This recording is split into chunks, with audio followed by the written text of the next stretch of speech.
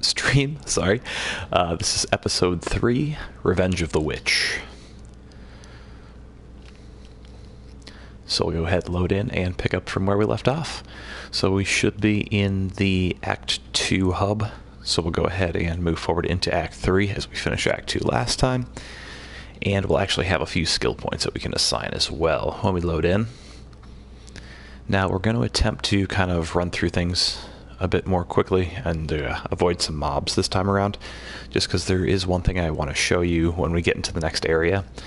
We're actually a little over-leveled right now for the areas that we're going into, which means we're spending too much time killing things. Essentially, you usually want to be right around that same level of the area that you're in, and I think we're about 4 levels over, possibly even more, so we need to use our movement skill a little more, move through a bit quicker, and spend less time killing trash mobs.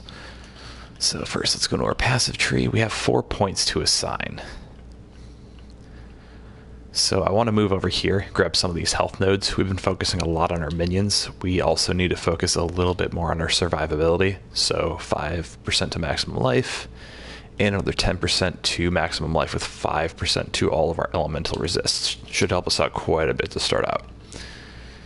And you can see our elemental resists are all between close to 25 to 30% right now, which at this point in the game really isn't too terrible, but we do want to get to that 75%, especially before we finish Act 5, because that's when we're going to take that penalty, and that penalty is going to suck. So, just so you know, while we were in between this stream and the last, I did do one thing to help us out a little bit here. I did craft a pair of slippers with some movement speed on them, so it'll help us move through a little bit quicker. It was super easy how I did this. I just went to the NPC, and just purchased a pair of boots from him. Well, a pair of slippers in this case. And then in my stash here, I just went over here to my currency and used an orb of transmutation. And essentially I got lucky. I only had to actually use it once, and I ended up getting movement speed, which is kind of funny considering we've been trying to get movement speed pretty much the whole time we've been playing. So the game decided to throw us a bone, which is kind of nice. So we'll go ahead and start here in the city of Sarn. We're going to try and run through this and get to the Act 3 hub as quickly as we possibly can. It's not a huge deal to kind of zip on through here, just because of the fact that for the most part, we're not really going to find a lot of super great items. We will summon some zombies here, though, just so we can kind of move through stuff without constantly getting hit.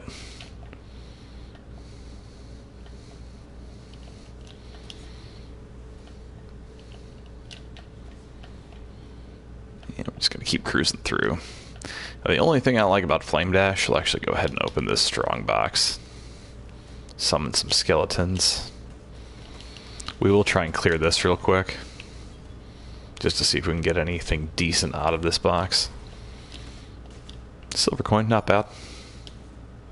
Ooh, those boots could be decent. Nice 4-link early on. Could be useful. Talk to Clarissa here. She's going to give us a quest. Skip right past Gavas. Sorry, buddy. You're going to have to stay out here lost with no memory. Happens to the best of us, don't worry. And here we go, Sarn encampment. This is going to be an area that you actually spend a little bit of time here in the game. Just because in Act 3, you're actually going to run into the spot where you can enter the Labyrinth from. Almost positive that's Act 3. Now, you'll enter the Labyrinth by finishing all of the Trials of Ascendancy. I've made a video on that, just in case you're curious. You can go ahead and check that out at some point later on. But essentially what the Trial of Ascendancies do is they're going to unlock your Ascendancy classes, which is going to offer a huge power boost to your character. So yeah, it's right here, the Ascendancy plaque. And if you click X on it, oh, we're actually ready to go through the Trial of Ascendancy if we'd like.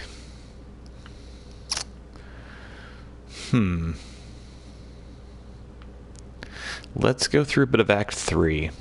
If we can get through this quickly enough, we might do our our first Labyrinth run tonight also. Bye, Gregor. We'll talk to you later. Find Tolman in the crematorium. So the only thing that kind of sucks about these hub areas is you literally don't get to use your movement skill. It's another reason why having some movement speed slippers or boots or whatever you want to call it is actually pretty helpful. Yes, we'll have to travel through the slums. And we're going to try and zip on through here as well.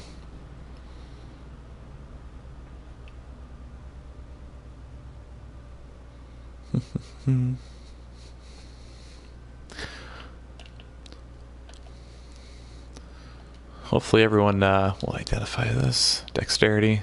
Not too surprising considering it's a dexterity item in the first place. We can't even equip those, actually.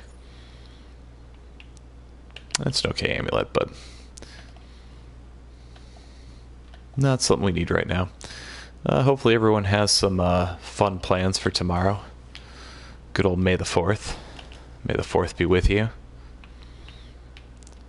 Of course, rest in peace, Chewie. God, let me in the sewer.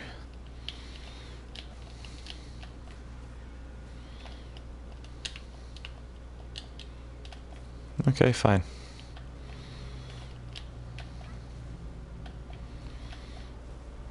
Zip on through.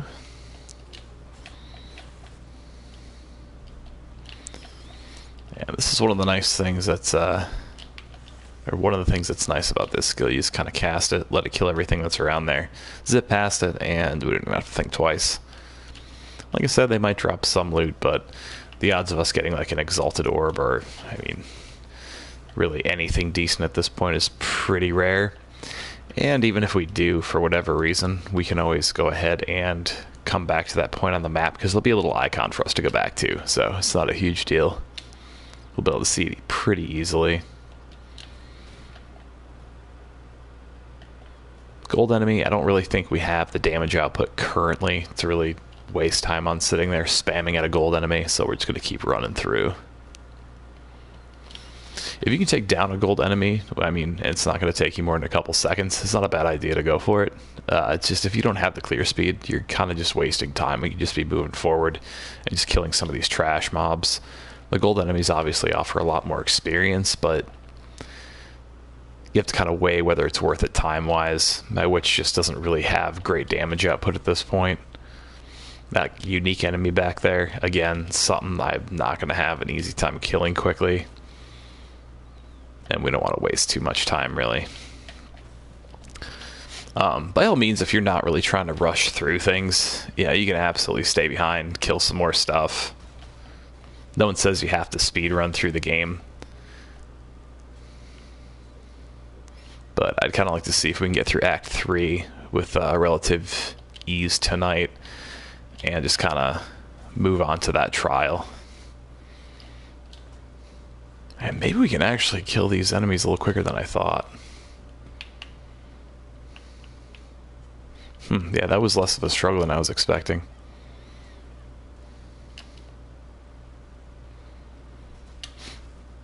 Guess I just didn't ever give our zombies a whole lot of credit. I mean, we have invested a lot of our nodes into our zombies at this point, so that really should start paying off for us. Crematorium, and that's exactly where we want to be. And like I said, we are over-leveled for this area, just because we did spend a lot of time in Act 1 and Act 2 just killing random mobs. I kind of was, you know, talking about different things, getting a little distracted, and just kind of lingering behind, killing extra stuff I didn't need to be killing. It may kind of help us out in the long run, because we'll be able to kind of rush through some areas without having to worry about being under-leveled and under-geared. But when I was looking at the time of the streams, we were definitely taking a little too long to get past stuff. Let me hit a dead end there. And that'll happen too. You're going to hit some dead ends.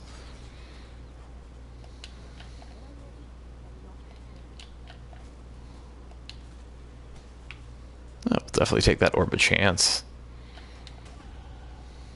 And see, like, we're rushing through, but we're still gaining levels.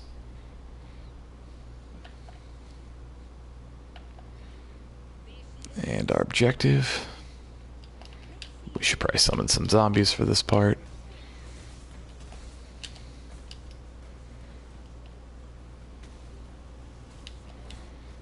Get some skeletons up. Just let these guys all do some work for us.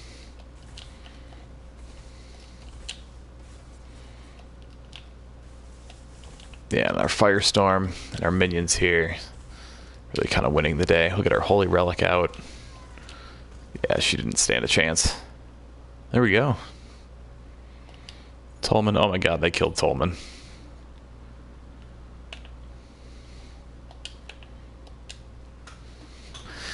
Oh my god, they killed Tolman. Wouldn't exactly call him the Kenny of this game because he only gets to die once.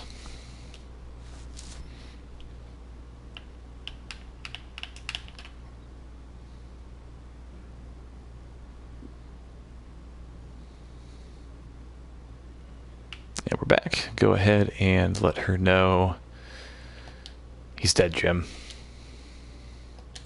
Ah, duh. That's why we couldn't enter the sewers. Because everyone knows you can't enter sewers without the sewer keys.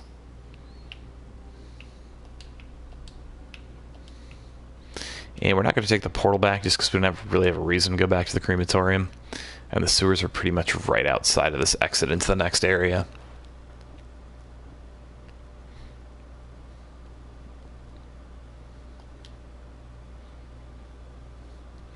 Hey, how's it going?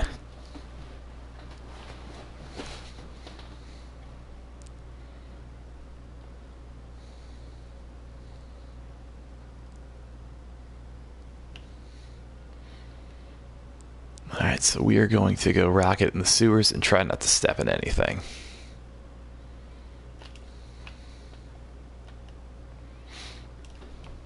Another loading screen.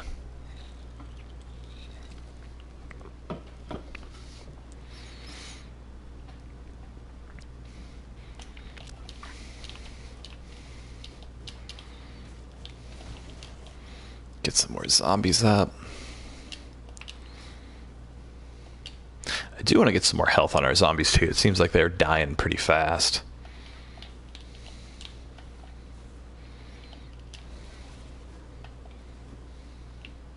I've actually got an objective over here. So I'm pretty sure this is the area we find the 3 statues in.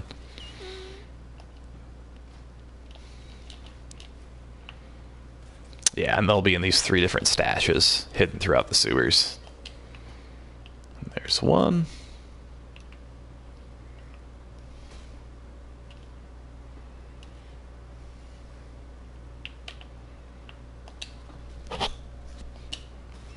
Not sure we actually handed in our quest.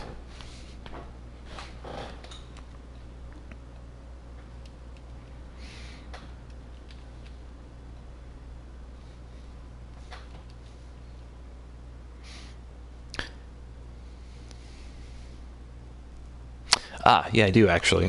So there's actually 4 different fragments of sacrifice, and it actually summons a boss when you put it in your map device at endgame. And you may find them before Chapter 10 too. I don't know if you're in Chapter 10 or just before that. But if you put all 4 pieces in the map device, it'll actually create a map where you fight another boss. Let's see. Zealotry is a super cool gem, by the way. It's relatively new. I think it pretty much literally just came out right before this league. I started using it on my Templar. It takes up a ton of mana reserve. As you can see, it takes up half of your mana and holds it in reserve. But it gives you a ton of crit chance, which is really cool. It's pretty much catered to the Inquisitor class for the Templar, so it was right up my alley for that character. So, Chapter 8. Yeah, so you'll start to find maps and stuff like Tier 1 maps and everything in Chapter 8. You won't be able to use them, obviously, until after you finish Chapter 10, and if you haven't finished the game yet, I'm not going to give away any sort of spoilers. I don't know if you care about the story a whole lot, but yeah, it's something you'll be using in a couple of chapters. And once you start mapping is really kind of when the game really picks up traction. So got our Holy Relic. Those are all support gems. We're not getting rid of Flame Dash. We're not getting rid of either of those. I like Flesh Offering and Firestorm. Yeah, we need more blue sockets is what that comes down to. Hey man, how's it going?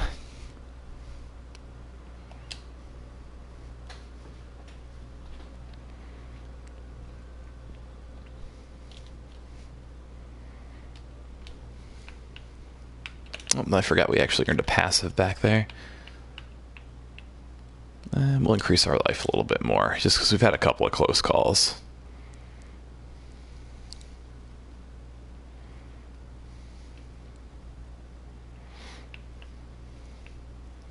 Destroy the yeah, so we won't be able to do that quite yet. I may see if I can actually do like a couple of just random kind of surprise streams along the way too, just because I've noticed this time doesn't, obviously any time isn't going to work out for absolutely everyone. So I think it'd be nice if I could kind of figure out a way to spread out the times a little bit more, so that way, you know, we can kind of have multiple people being able to watch. Is one thing I found is really cool about, you know, doing content on YouTube. Oh, nice. One thing that's super cool about doing content on YouTube is just the fact that like your viewer base can be from like absolutely everywhere, and like just from talking to people on YouTube, it's pretty cool to kind of see the different areas that everyone comes from. But with that comes, you know, convenient time zones. People work different times a day. You can really only catch streams at certain times, which is another reason why I make sure all my streams still upload to the channel so people can watch them later. But it'd be nice to be able to get kind of everyone involved by, we don't want remote mind support, by just kind of doing some different streams at different times.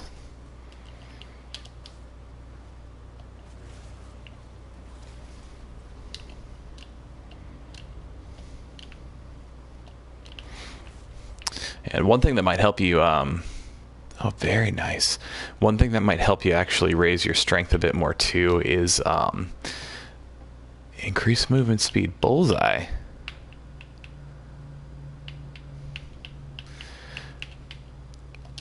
Is there'll actually be large nodes in your passive tree that you can pick up that'll actually give you like a plus 30 bonus to strength. Obviously, if it's out of the way for your build, I wouldn't do it, but you might be surprised as to where they land compared to kind of what you're trying to currently build. So it's just something to kind of keep an eye out for.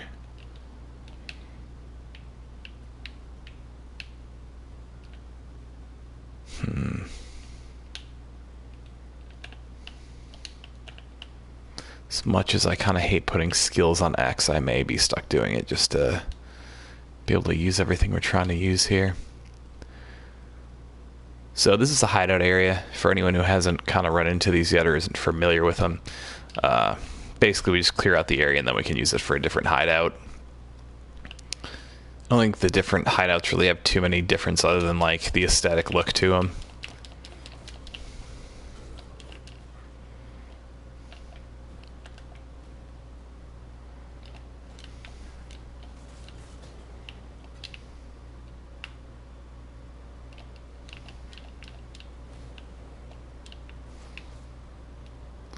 I haven't seen him in a stream quite yet. I was actually going to bring him up tonight, oddly enough, because I feel kind of dumb for this, but I actually didn't even realize he also made content until a couple days ago when I ran into his channel. Because he's been super cool and he's stopped in and like been super positive, commented on videos, and when people respond to his comments, I don't get a notification on YouTube. So it was actually when I was looking through comments and stuff, and I had noticed like people thanking him for his videos also, and I was like, oh wow. And I checked out his channel. He's a little bigger than my channel is currently, but like he puts out awesome content too. So I mean, anyone who like enjoys my channel, I definitely give a huge shout out to Kamal. He also has some great stuff on there. You know, a lot of people would think, oh, you know, two YouTubers who make kind of the same stuff, you know, ooh, rivalry, and like I don't look at it that way. I don't think he does either. I would see more camaraderie than anything else. He's a super cool guy, so I have no problem promoting his channel on mine. Like, he has good content. Thanks, man.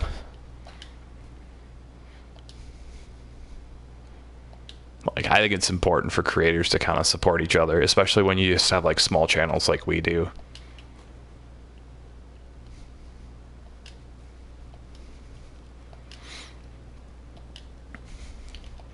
Might have to see if at some point we can kind of like do one of these streams together. That'd be kind of fun. There, we've got all of our busts. And Hargan is...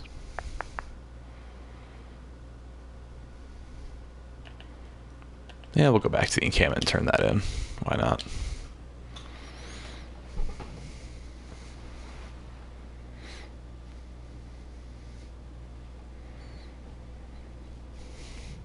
Yeah, I think it'd be a lot of fun. He's super chill.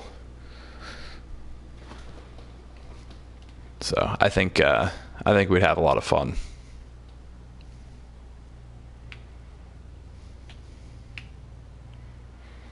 Yeah, again, anyone who hasn't checked out his channel, definitely worth a visit.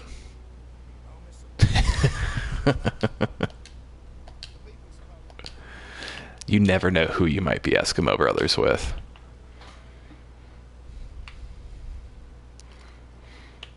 See, so that side quest is definitely worth doing because we actually got a passive skill point for it.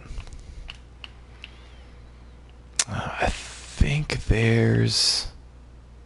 Yeah, Death Attunement. That's another skill we want to work our way towards. And then we'll probably go back down the skill tree. So... Solaris Temple and the Ebony Barracks.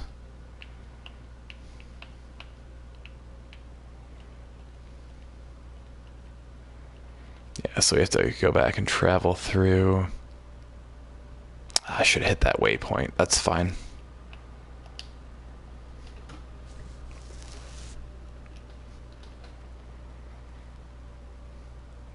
So anybody got any big plans for tomorrow? Dressing up like a Wookiee or beating your friends with lightsabers? Anything fun for May the 4th?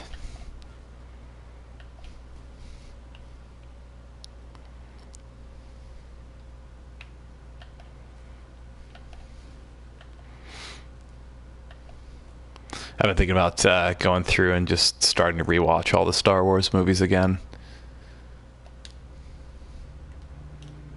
Get them all in one more time.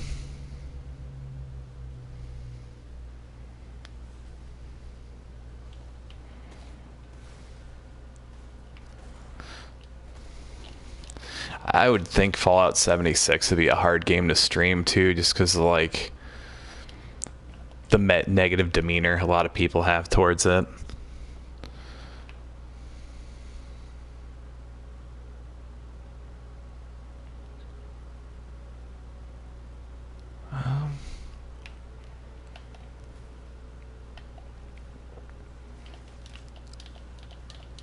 God, I wish I had a better memory so I could kind of help you out with who that quest was.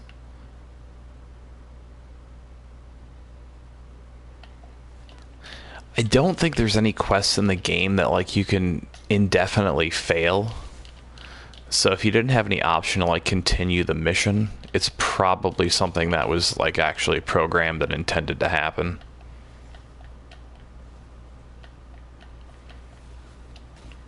Like, I don't think there's any like one-time quests where it's like you either pass or fail. Pretty sure everything's replayable to an extent. Like, obviously, like we did on the last stream, you know, if you pick specific bandits to help, I mean, you can technically go back and change it, but it's a real pain. The Catacombs.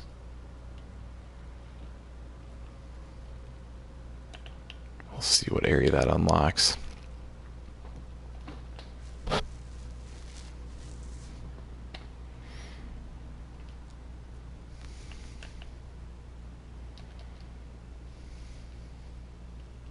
No, we don't need to be in here at all.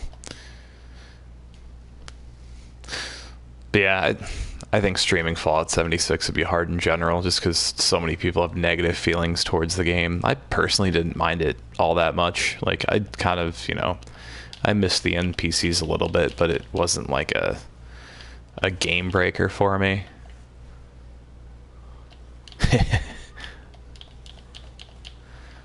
Yeah, and for a witch, like, it's definitely best to kill all the bandits. So many good things you can get for your passive skill points. Especially like unique jewels, like, because you can obviously slot those into jewel slots that you can get through the passive tree, and those are going to be better than a good majority of those benefits.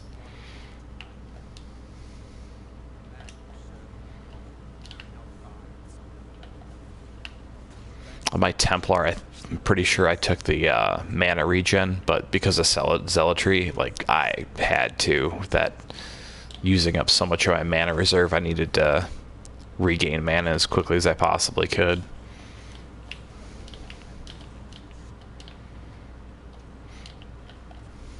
For the witch, though, I mean, other than that potential physical damage, it doesn't make a whole lot of sense to take any of those. I'm gonna find what area we're missing here. It's probably the northeast here.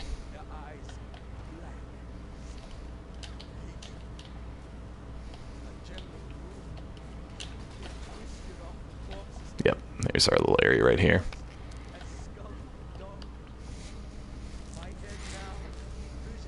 I may actually play some Battlefront 2 tomorrow for Star Wars Day. I haven't played that game in a very, very long time. Despite all, like, the loot box controversy in the beginning of it, like, it's actually not too bad of a game, especially once they fix that stuff.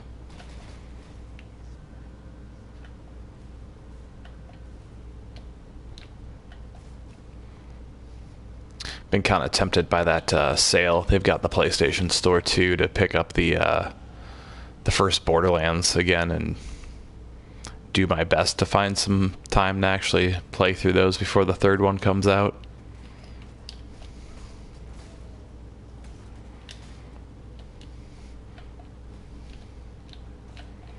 Yeah, have a good night, dude. Thanks for stopping in.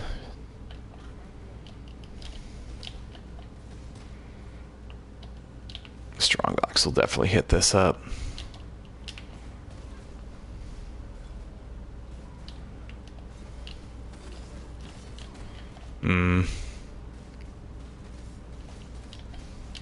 Yeah, that can be brutal in lower levels of the delve too. Especially if you end up getting caught in the darkness, there's not really a whole lot you can do.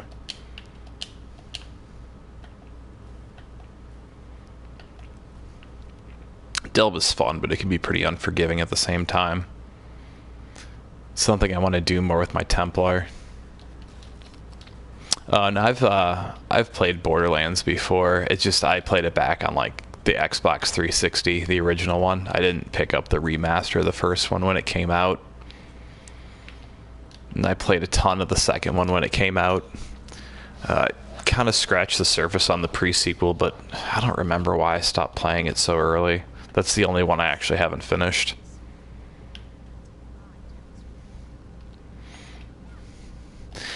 Before new games come out, I always like to try to play through the story again, just to kind of get it fresh in my mind, but 90% of the time I end up just not finding the time to do it and just watching a video, kind of recapping all the story stuff.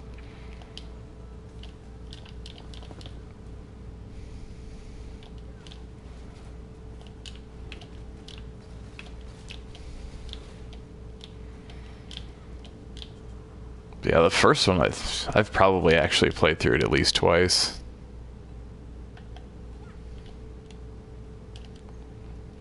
And that's usually what happens to me too. Since I have my kid, I don't buy nearly as many games as I used to, so it's a little easier to stick to one game, but I used to be very guilty of just kind of playing the flavor of the month, like whatever the hot new game was. Be like, oh man, I gotta get that.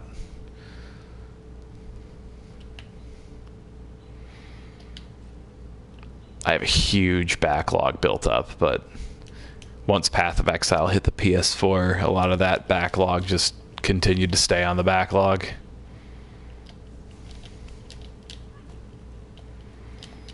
I think killing these guys is for a mission. I could be wrong, though. We'll kill them anyways. No, it wasn't. What is that? Oh, we have to get to level 2.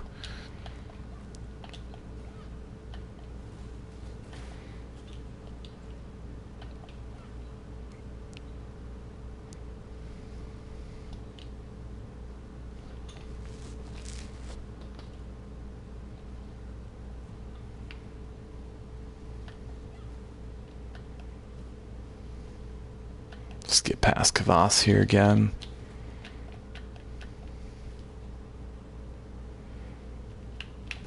Alright, so we gotta find the tomb in here.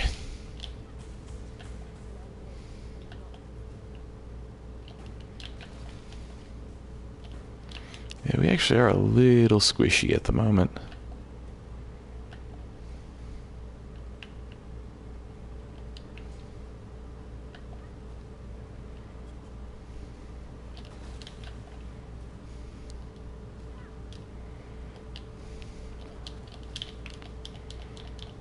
Yeah, you just have to have a kid or two, and then you just, you know, it's not even so much you won't have the money to buy new games, you just won't have the time to play a bunch of them. Ooh, that was a nice little drop right there. Orbs of Alchemy, super nice. Makes it so you can just take a regular white item, turn it directly into a rare.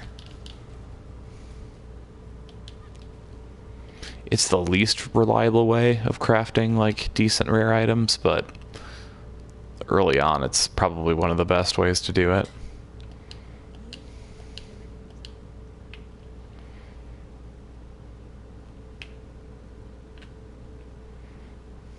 Let's see. We're not going to return to the ship graveyard. Travel to the Battlefront and the Ebony Barracks.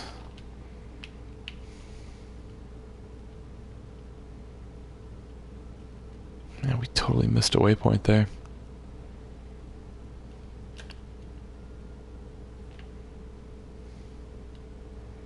So we'll go back here and we'll just fast travel to an area that's a little closer.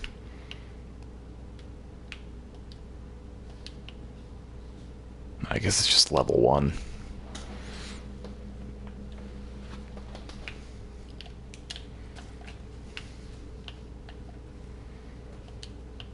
Orb of Chance, that could potentially be better than an Orb of Alchemy. So we can actually, there's a small chance you can craft a item into a unique. One thing to definitely keep in mind, though, is uniques definitely aren't always going to be better than rares. I'd actually like to stream some Borderlands 3 when it comes out.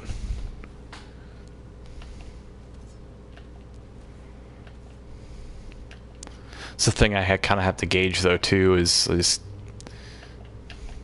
figure make a couple videos and see if, you know, people are interested, just because, I mean, at this point everyone knows me for, you know, obviously playing Path of Exile, but I mean, if there's interest in watching me play Borderlands 3, I'm gonna play it either way. So if people enjoy the videos, then, you know, I'd be more than happy to actually put some Borderlands 3 on stream, or just put some highlight videos out there.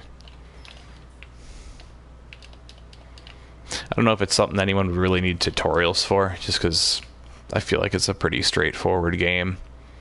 But, I mean, you never know either. They could definitely change some major things in the game.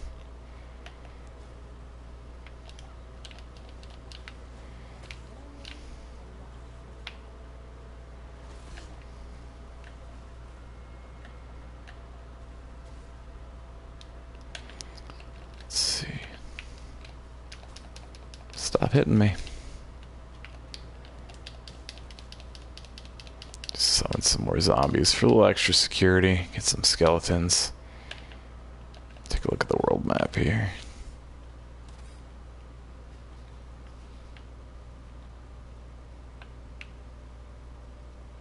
Oh yeah, the Battlefront was that area. That's why we didn't hit the waypoint there, because we had just gone into the Battlefront and then left right away because we didn't have a mission there at the moment.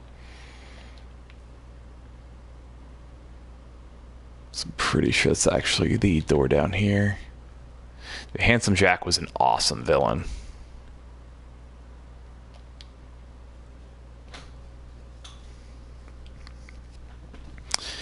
Gearbox is a solid developer, though. I mean, the only thing bad from them I ever played was that abomination of a Duke Nukem game, but I honestly don't even blame that on them. I think they literally released that just to get it done and get it out of there. It's like one of those myth games that no one thought would ever happen. I think you're kind of doomed when you do stuff like that. It'd be like if Valve ever decided to start making real games again and actually released Half-Life 3. Like, Half-Life 3 will never meet people's expectations, no matter what. It could be like a 10 out of 10 game, but since people have waited for it for so long, it's not going to appease people.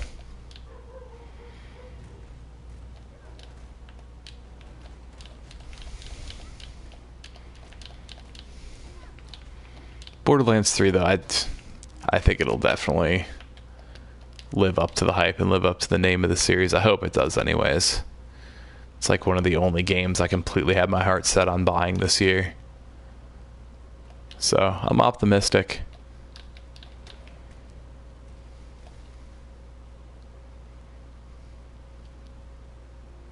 They've just built a really cool universe in general for that series.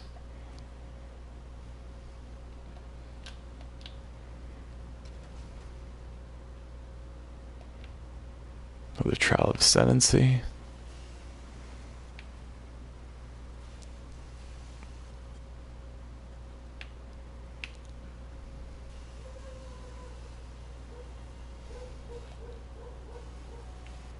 I only played a little bit of the first game, but it was a lot of fun, the bit that I did play.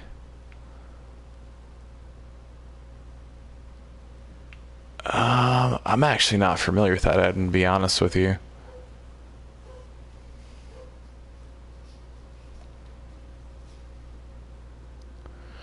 Right now on PS4, I've got, I think my Templar is either up to 84 or 85.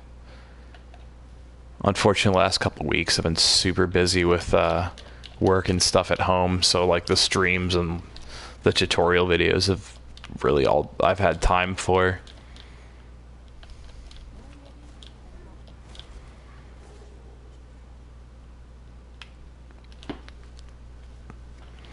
I think I still have the first Rage on PC too.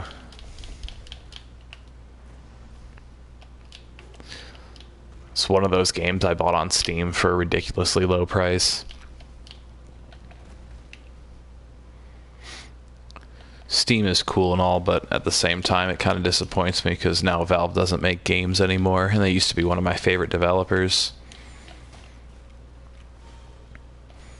My name is actually a Left 4 Dead 2 reference. That was one of my big games back in the day.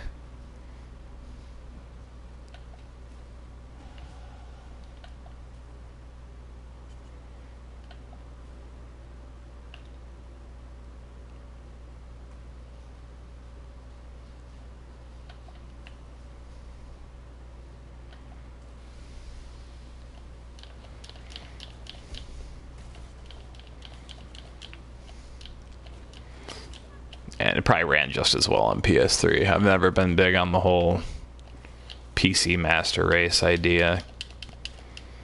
It's actually more often that games run crappy on the computer than they do on consoles, because they'll just get a bad port of a console version onto PC and it just won't run right.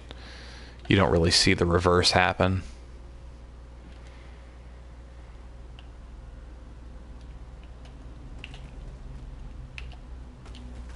Oh no, we're actually in the Catacombs, not in the battlefront.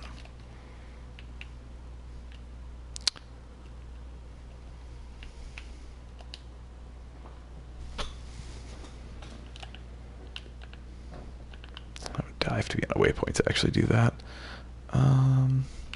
That's going to take too long. We're just going to use a portal scroll.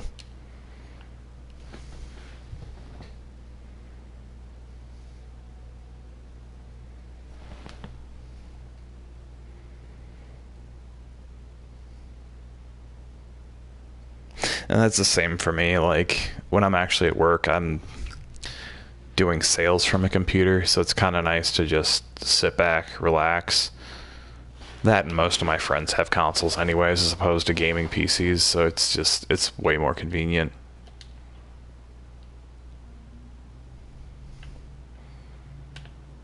I think we actually had... No, we didn't have a mission to turn in here. We can sell some of this crap in our inventory, though, just to make sure we've gotten rid of it.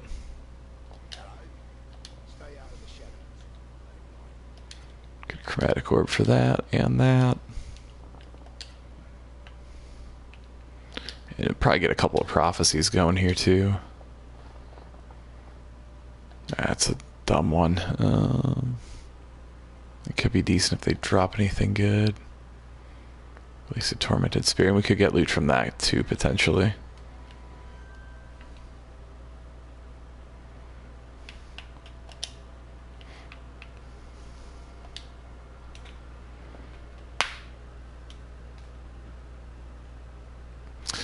The prophecy just basically tells you something that's going to happen to you in the game. So the better ones will actually like force a specific enemy to spawn, or like it'll tell you that something specific is going to happen when you go to craft an item. Like it'll tell you the next time you use a specific orb on a specific item, like say it's boots, it'll tell you, oh, the next time you use this orb on boots, it'll give you movement speed. So that way, if you have like a really good pair of boots that you want to craft movement speed onto, you'll actually know ahead of time that that's going to happen. Chaos orbs kind of drop at random, but the higher level you go into, the better your opportunity for drops is going to be. So once you start mapping, you're going to start to see those drop a lot more. So I just keep progressing through the game. The higher level maps you get to, or higher level acts you get to as well, you're going to see a lot more chaos drop.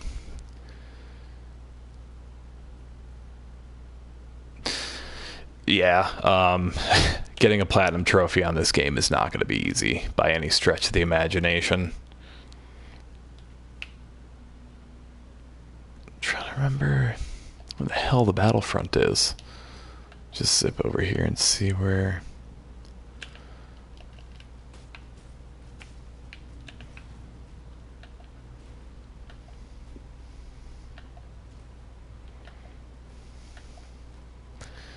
Yeah, and like the death penalty for XP, it's actually once you finish Act 10 is when you start seeing the highest penalty, because I think after Act 5 it's a 5% XP penalty, and then after 10 it's a 10% XP penalty, if I remember the numbers right. And with some of the stuff you end up fighting later on, it can just be a real pain. I gotta find the ribbon spool. Okay. So earlier on when I was talking about killing those enemies for a mission, we may have just been early to the party on that one.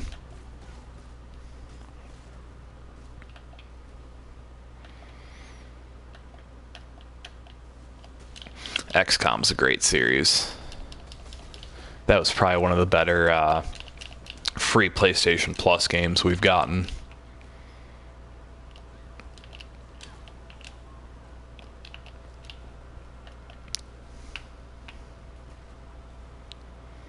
I think the only platinum I actually have on PS4 right now is Rocket League. I think the biggest reason for that is the game my wife and I used to play together. She absolutely loved Rocket League. And Lady Dahlia's in the next area. Solaris Temple 2. Okay, so that actually has a waypoint to it, so we'll go ahead and use this waypoint here to get there.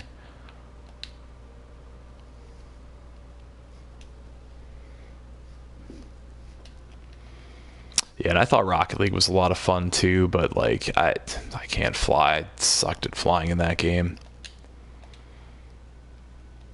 Dexterity, strength, intelligence, item rarity. I think we're rocking a strength. Yeah, we're rocking a strength one now. We'll just continue on with the strength ones, because that's what we're gonna want in the long run anyways. Oops. Wrong button.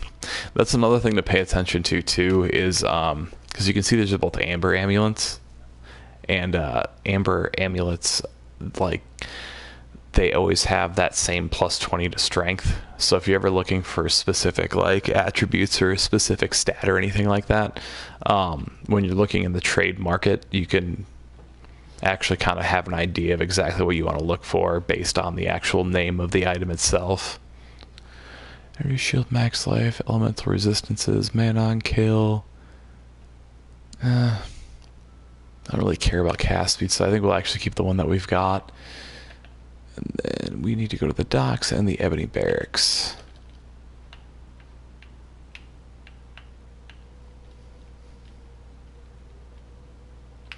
So yeah, we want to go back to the battlefront and move on from there.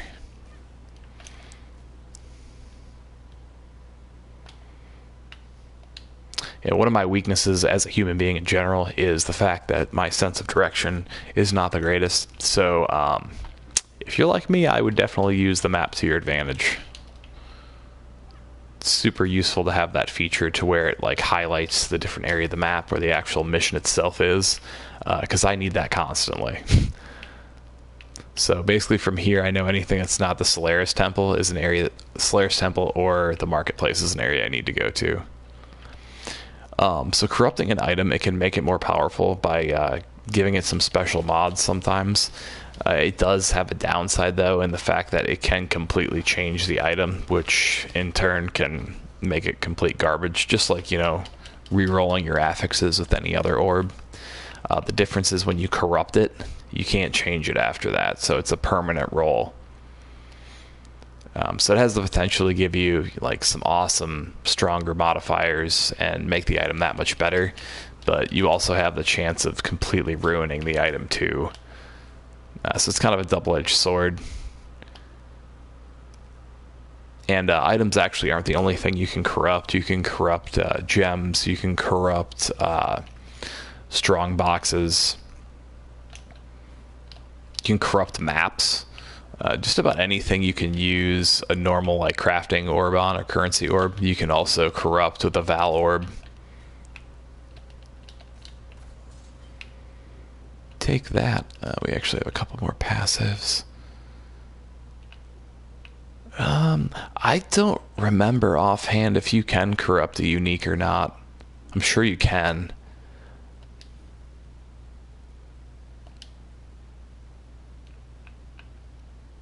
Oh crap. So we're gonna refund some points because I accidentally did that. Those are not the ones we wanted.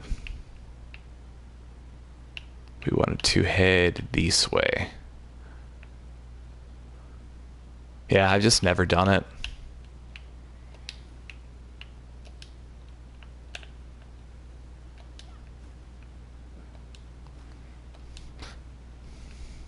I was probably too paranoid to do it, to be honest with you.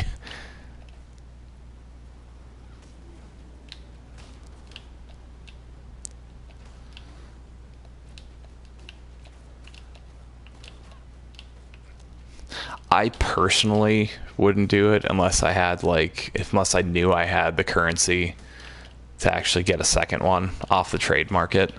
But that's just me, and that's because my luck is absolutely terrible.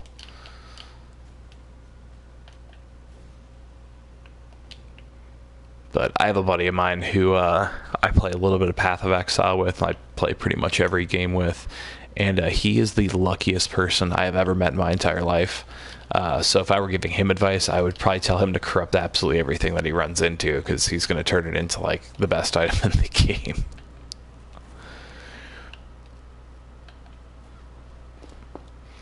But yeah, if you don't have a backup plan for your Baron or like the currency to get a second one, I'd probably skip doing it.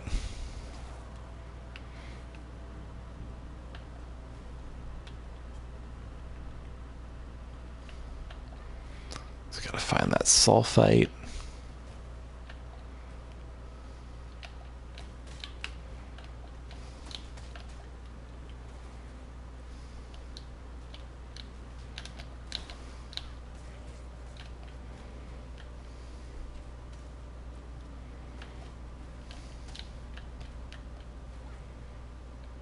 Oh, and speaking of corruption,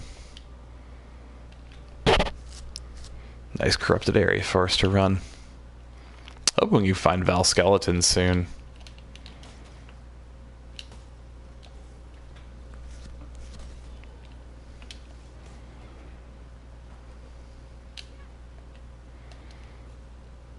The poor zombies are just getting their butts kicked.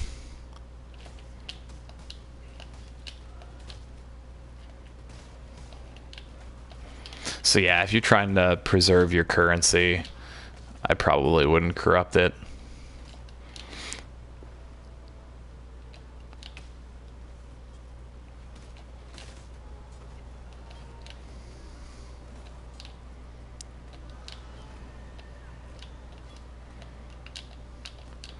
Try and kill this cultist and see if we can get any decent drops off of it. I think of these things as kind of like treasure goblins from Diablo. Yeah. They just kind of run away from you, and we might actually just go ahead and grab that. It's evasion based, so it's going to roll greens more than likely. So we haven't upgraded any of our gear in a minute, so we're probably going to be due to do that soon.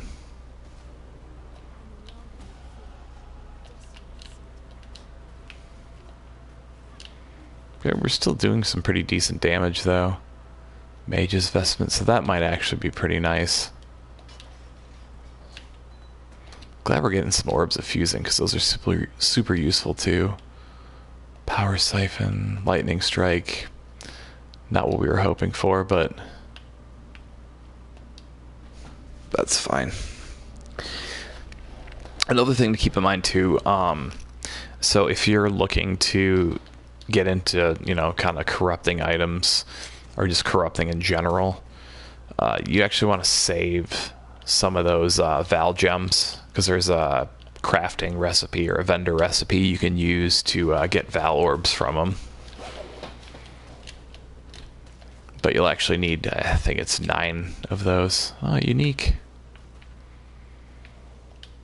Oh, crap. Again, not what I meant to do.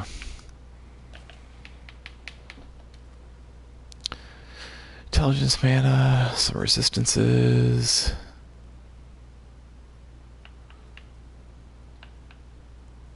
Don't have a link to it though.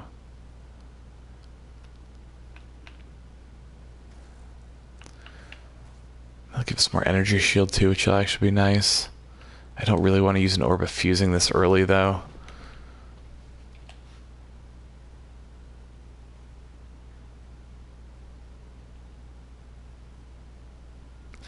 Cold damage we're not going to want on any of our items in the long run, so I'm going to replace that ring. Get rid of that.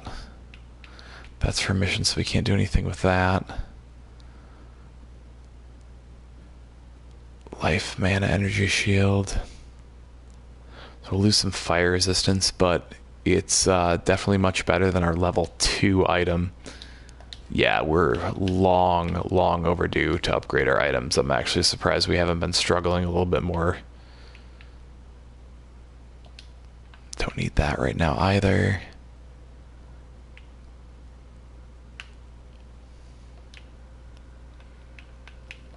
See, I definitely don't wait this long to upgrade your items. So yeah, see, this is a corrupted item. I won't be able to do anything to this item. Which sucks. It actually has plus mana and life and energy shield. It wouldn't have been a bad item to be able to actually add some movement speed to, but it's just not an option.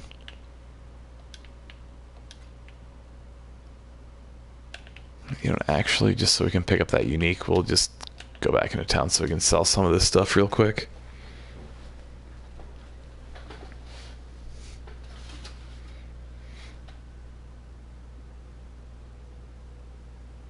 And that's the thing you're going to notice while playing this game too, is there's just so many different things to like micromanage while you're actually playing the game too.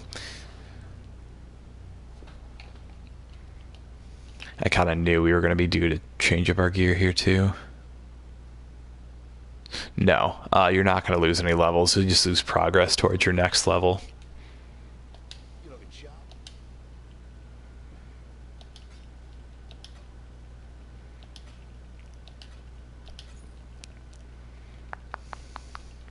Might be time to just store some of this currency up too.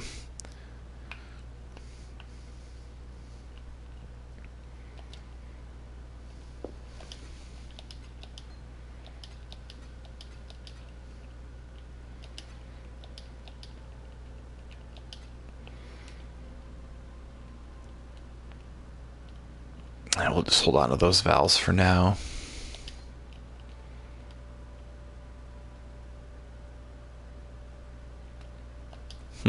That could be decent.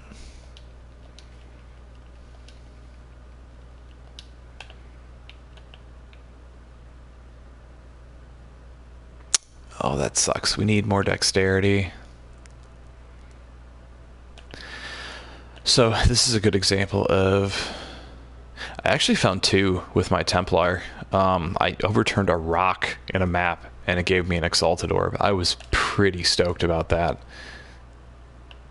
Kind of contradicts that terrible luck I was talking about earlier, but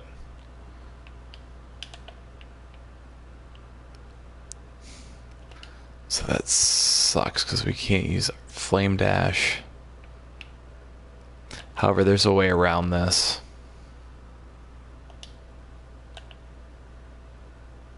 We're gonna lose our waypoint at the docks, but that's fine.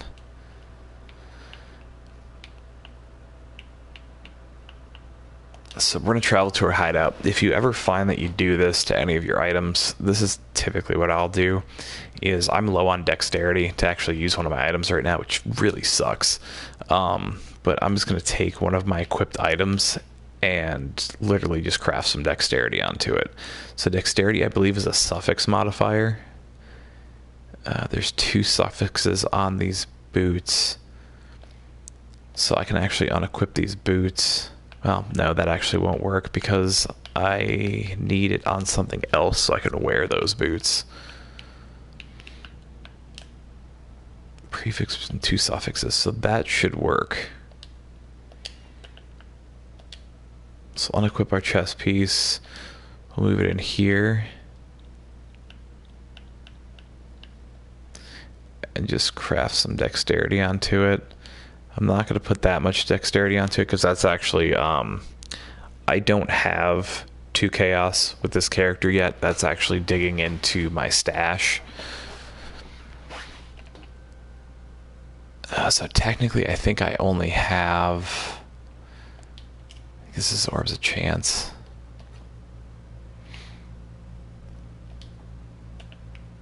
And I mean, obviously, you know, those items are available for me to use. Crap, that still isn't enough dexterity. How much short are we?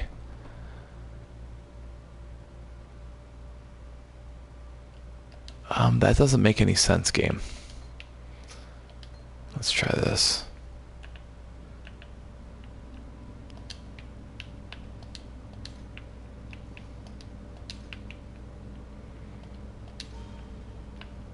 So yeah, you may run into that too. That happened to me once with my Templar, where you'll actually unequip an item and you'll actually meet all the requirements for the item. If you leave it in your inventory and just unsocket your gems and then resocket your gems, it'll let you use it again. I don't know why it does that. It's just kind of a glitch in the game. So if you end up running into it, that's the fix for it. It's not ideal, but you can still use your item. It's not game breaking. Docks and Ebony Barracks are where our missions are. We just have the docks, so we'll finish up there.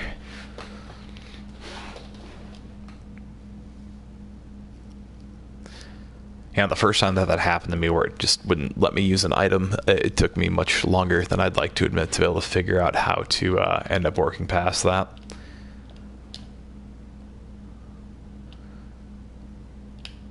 Oh, I hate it when that happens. So it completely reorganized all my skills because of the fact that we had to unequip them and re-equip them.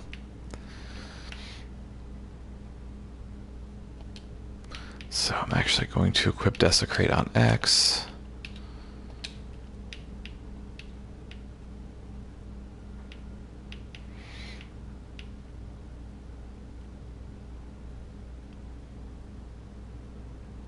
That's fine, we can put that. Actually, no, I'd kind of like to have Flesh Offering there. And Convocation there.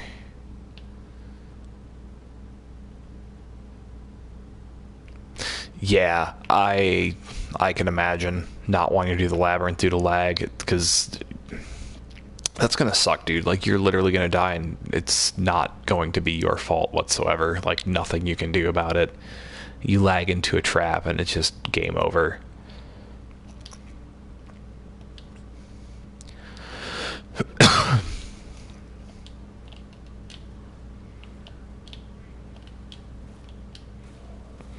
People I really feel bad for are people who still have to pay for internet by, like, their internet usage.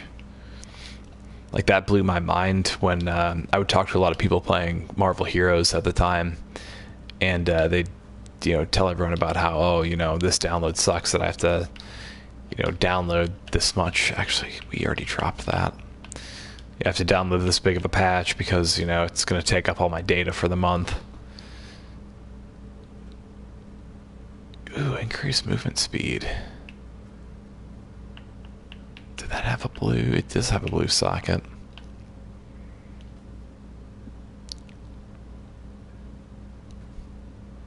Actually, I'm fine with doing that.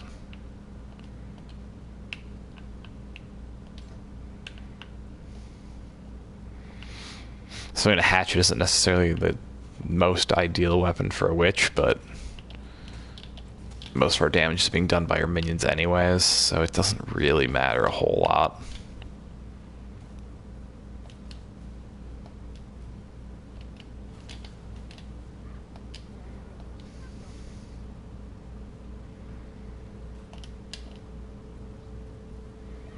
Our zombies are just disappearing on us.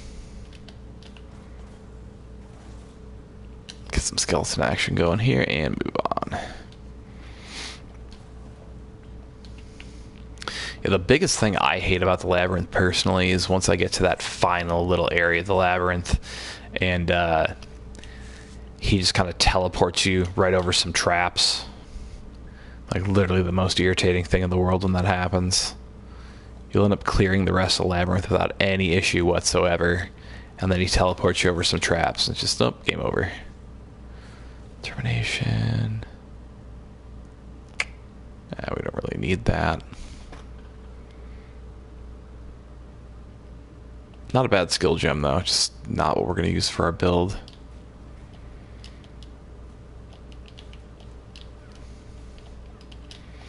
That's one of my favorite things about this game, too, is, like, there's not really skills that are necessarily bad. Like, you can find a use for anything. It's all a matter of how you actually want to build your character. Oh, that's right, we're still looking for that sulfate. God, I feel like we've uncovered this entire map.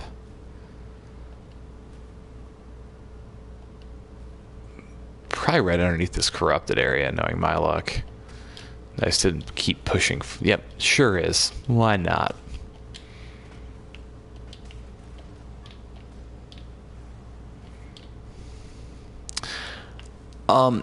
If you message Grinding Gears game support, like on their forum page, they should have like a little help area. They might actually do like a one-time refund for you, since the sale, I mean, if you purchased stuff yesterday and there was a sale today, they might cut you a break. So it could be worth looking into. It might, free up some of your currency, so that way you can get another stash tab or just something else you want to get. Slurs level 2. How far away is... Oh, it's up here.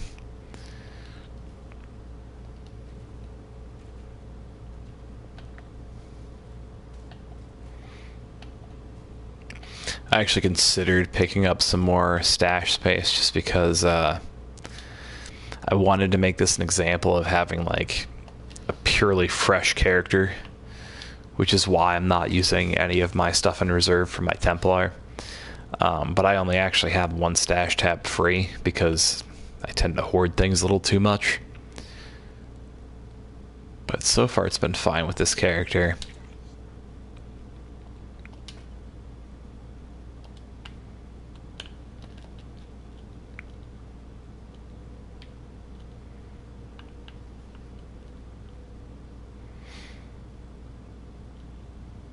Okay, so we can actually get into that area of the sewers now.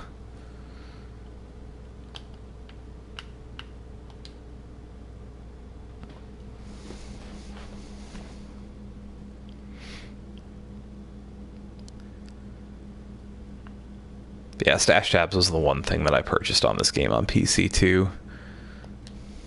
There's a lot of like super cool cosmetic items in the game, but price tag on a lot of the stuff that I like is just a bit too egregious.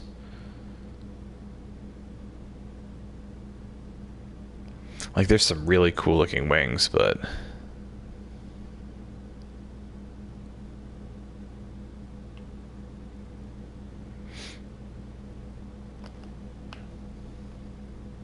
yeah, I mean, if you plan on saving stuff up like divination cards, uniques, the currency one is always the first one I recommend to everyone, because I mean, currency is just everything in this game.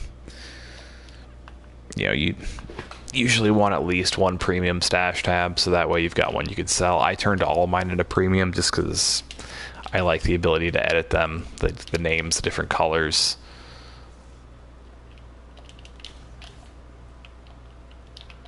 These guys are jerks. Go away.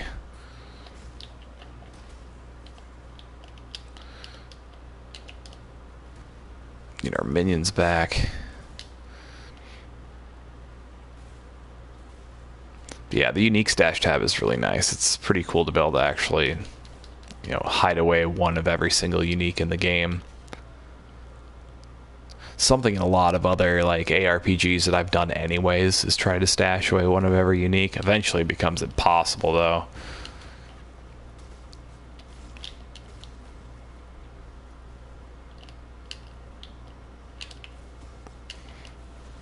Go minions, get the job done.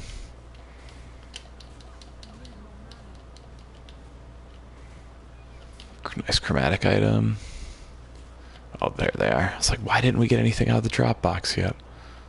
Really? A scroll of wisdom? Well, I suppose. And that's because of my loot filter. I've talked about that before, but it's hiding all those items. I actually thought we were going to suffer our first death there.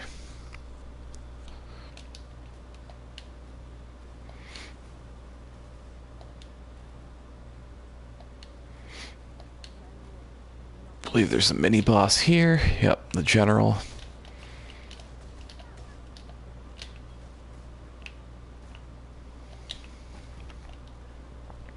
Yeah, Grinding Gears Games actually does have some pretty decent customer service. Because they did the first stash tab sale a little while after I had bought some of my stashes. Like, a few of them I had bought like pretty much right when the game came out, so I didn't get refunded for those. But the ones that I bought a couple of days prior, they were nice enough to actually give me the difference back in currency.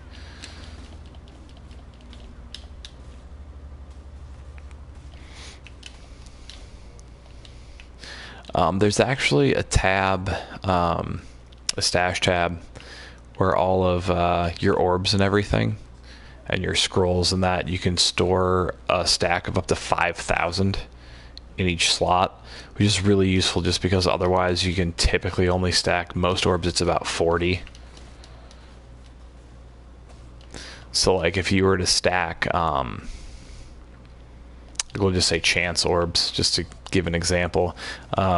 If you were to stash those in a regular stash tab, you'd only be able to put it in stacks of 40. So you'd end up taking up quite a few different slots in your stash.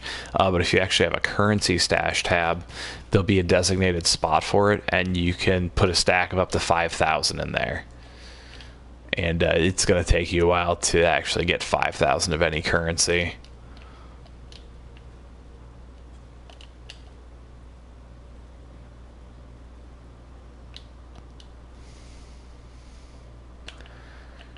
Let's see here. Go back to the encampment. But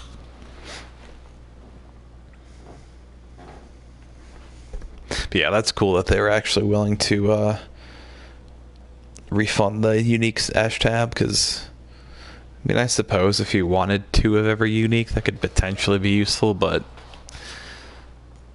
Usually if you have like high value uniques, you're going to sell one of them off or just use them on your characters. So I can actually show you now that we're back here in town. So if I go to my stash tab, I have it labeled as currency. This is what a currency stash tab looks like. So there's one spot you can put a random item in. You can put like shards or essences or just random stuff down here.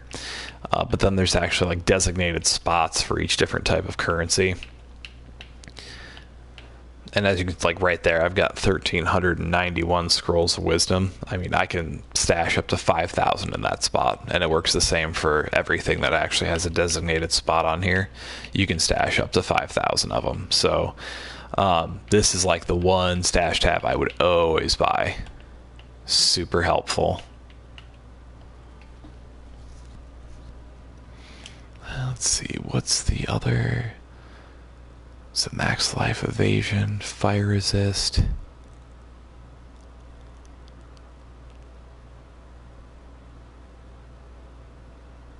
That's a little bit, yeah, I think we'll actually use that. That we're going to turn it as a chromatic.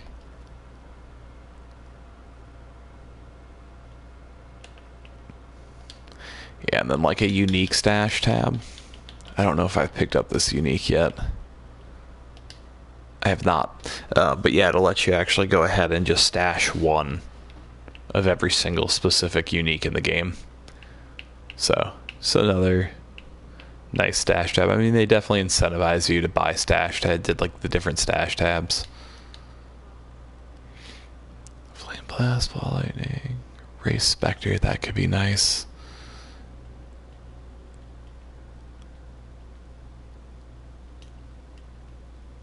We'll pick up Race Spectre for now, even though we probably won't use it. There's some nice... The way Race Spectre works is... it's just like raising a zombie, except your Spectres can... it's like a copy of an enemy that you killed. And some of them can give some super nice bonuses to your character. And we'll just sell that for now. I'm tired of carrying it.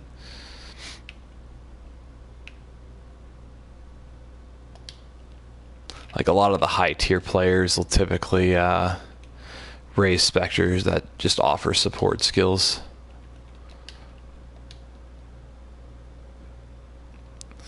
Blizzard could learn a lot from Path of Exile in general. Hey, that's not to be, disrespectful towards Blizzard, because, they've done a lot of things I really like over the years, but, I'm not going to be streaming, Diablo Immortal from my cell phone. I think they kind of completely missed the boat on that one. Get everyone all hyped for Diablo 4 and then they give us a cell phone game. It's probably not the best thing they could have done.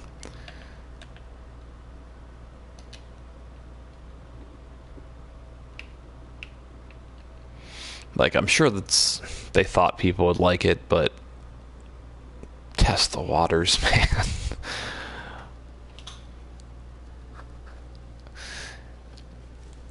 And I mean, they may have just thought like, oh, hey, like Diablo 3 did great on Switch, maybe we make a Diablo cell phone game. But it's like, dude, the Switch it's still a console. It's technically a type of mobile device, but I mean, it's a console.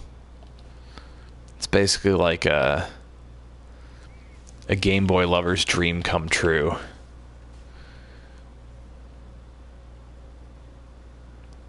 Yeah, there's quite a few like great Spectres to raise in the game. It's something I've considered using for this build, and I might still use Spectres for this build. It's nice to have Desecrate handy for if you're going to use Raise Spectre too, because the Spectre you raise is going to be, their level is going to be based off of, the level map that you're in when you raise that Spectre. And some enemies only show up in like earlier acts. So if you raise one there and then use Desecrate on like a map of higher level, you can actually get that corpse to show up using Desecrate and then raise it from there. So it's a nice little workaround that can help you out quite a bit. We're over leveling areas again. I'm spending too much time killing stuff. Not enough time flame dashing. So is this Lunaris? Yes, it is. Perfect.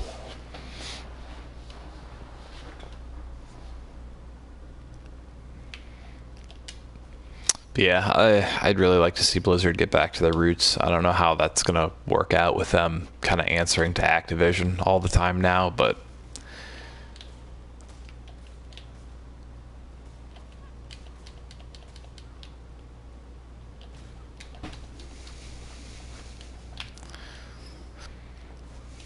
yeah, and honestly, if I do use Spectres, I'll probably replace my skeletons.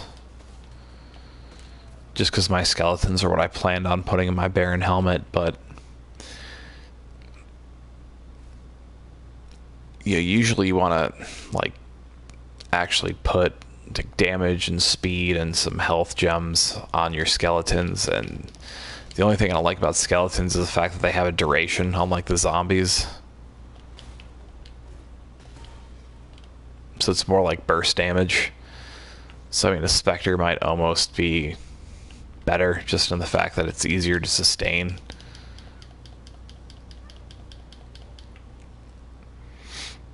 But I hope, if anything, I really hope Diablo 4 is good. I really like the ARPG genre in general. You know, some of my favorite games over the years have been ARPGs. You know, I love Diablo 2. I spent hundreds of hours on Diablo 2. I loved Marvel Heroes on PC. I think I sunk like 2,000 hours into Marvel Heroes. And like the biggest reason why that game appealed to me is because originally the lead developer was David Brevik, the guy who did the first 2 Diablo games with Blizzard. I haven't, and I was just reading about that today, actually, the new Warhammer game. And I was reading some pretty positive stuff about it.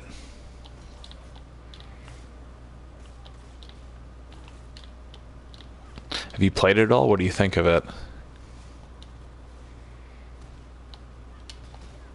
I know Warhammer's actually a pretty cool universe.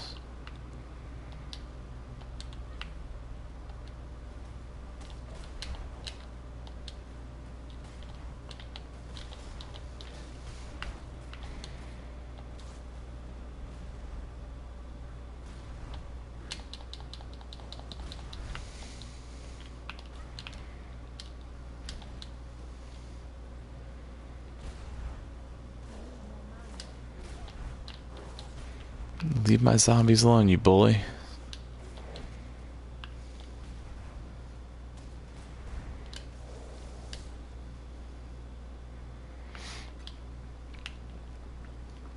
Oh, so you're running them in a chess piece or a two-handed weapon?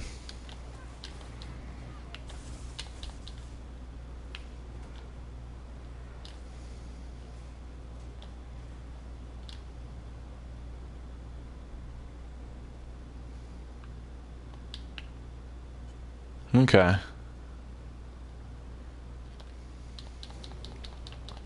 Yeah, I've still been tinkering around with the, I've had some pretty chaotic looking sheets where I've just been writing down different ideas for stuff I wanted to use with the skill gems.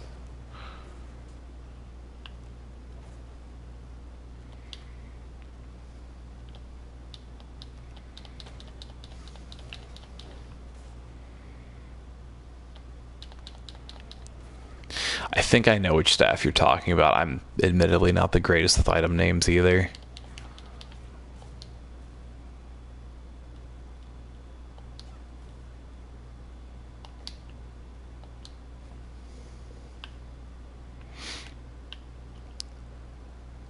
Petey, I think she's at the top of the temple.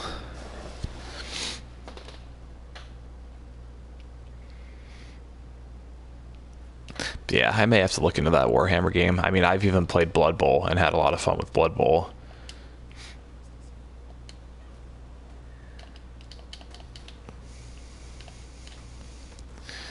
A buddy of mine, like, his favorite games are,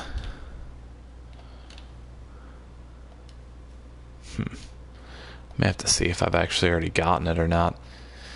But yeah, I have a buddy who, like, the Warhammer series is one of his favorites. Warhammer, XCOM, and StarCraft. Speaking of Blizzard.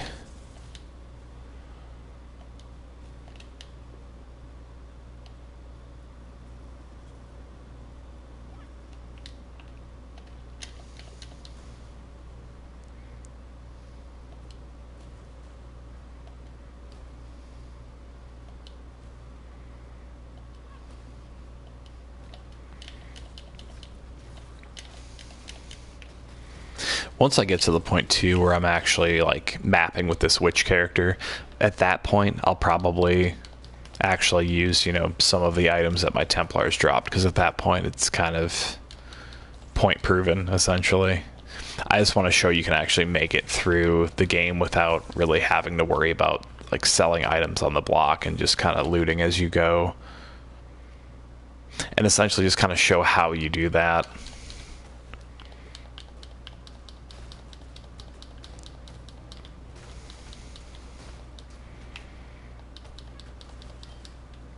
Just because I know, especially early on, like when you first start playing the game, like it can be frustrating to really use the trade market, and it's one of the reasons I made like a small tutorial video on it. But one of the big things I wanted to do with this Let's Play series, at least up until Act 10, was just, you know, basically show how to self-find everything.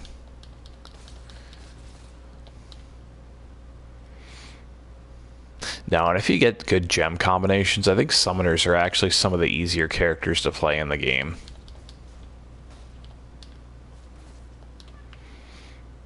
I mean, obviously you have to have some base knowledge on, you know, what skill gem combinations work, but I think it's pretty straightforward. Your skill tree, I mean, you're typically looking for health and just anything that pertains to your minions, so that way, like, you can kind of tank and let your minions do a majority of the work. I don't think building characters is too hard after you've been playing for a while in general. I think it can be tempting when you see all those different nodes to try and kind of overcomplicate your character instead of just focusing on a couple of main things that you want to build your character around, and then just kind of finding some really cool uniques to supplement, you know, with the skills that you've picked up. And that's another nice thing about summoners is, like, the Baron helmet, obviously a must, but there's a lot of really cool uniques and just different affixes that really benefit summoners, which is another thing that makes it a bit simpler to play. Right now, mana's a bit of an issue. I think it's because of one of the items I actually replaced that had a bit more mana regeneration.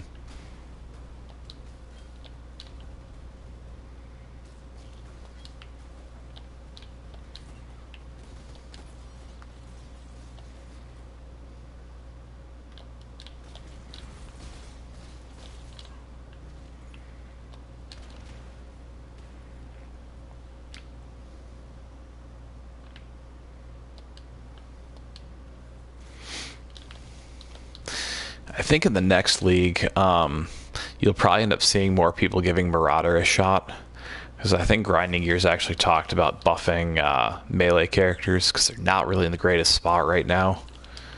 It's much easier to play a ranged character.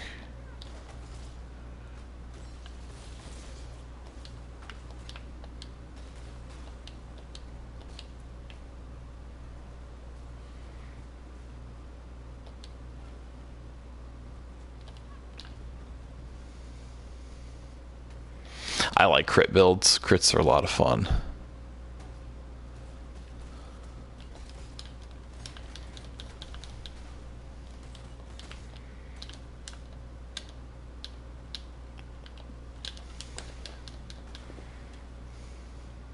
Yeah, I mean, a lot of times the summoner build, you don't even need to really use an attack gem, because you can have, you know, 2 or 3 summons, and then you can have some defensive layering by just having something attached to, like, a cast when damage taken gem. Obviously you have your movement skill, your Golem, which I haven't actually equipped a Golem on this character yet.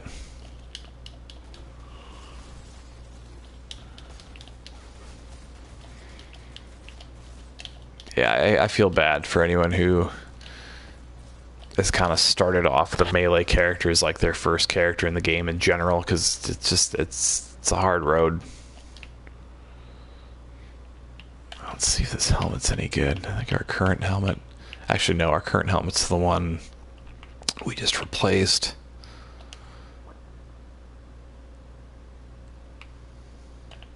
I think that's actually where we lost some of that mana. This should be our boss fight here. Heal my pretties. So we definitely need that level to, or that gem to level up a little bit more. Quit talking and start taking damage, lady.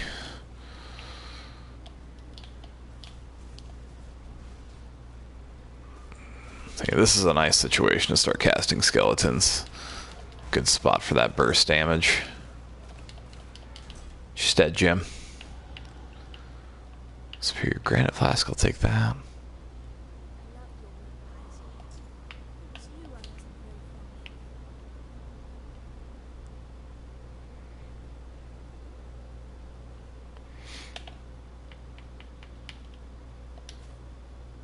Yeah, the only downside to Val gems is just getting that charge worked up, but you get into an area with enough creeps and it doesn't take that long. What do we currently have? Oh, that's right, we have those uniques.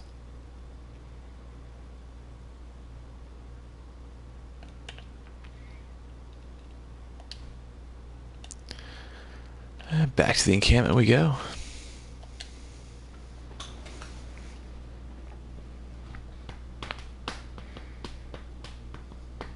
And this has been a pretty fun experience too, getting to play Path of Exile on the PS4, just 'cause it's been a really good refresher for me.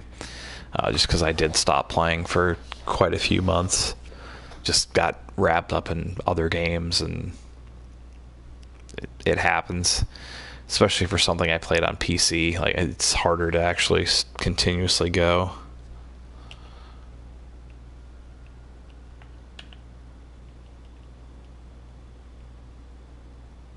True, your minions are going to end up taking out mobs so quickly that you wouldn't really use it for that. So remove ignite. That's okay, I guess.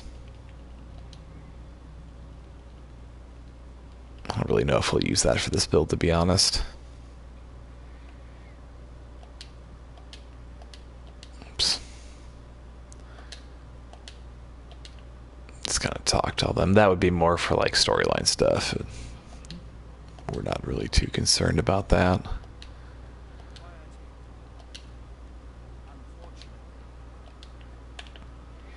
Gain our passive skill point. And we're continuing to build up to here to Death Attunement because we're going to get that extra attack speed. And more importantly, we're going to get more Spectres, zombies, and skeletons.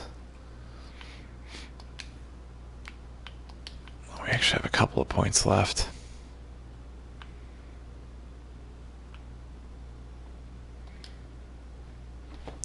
I'm not sure if I really want to go minion life or if at this point we want to keep stacking a little bit of our own life.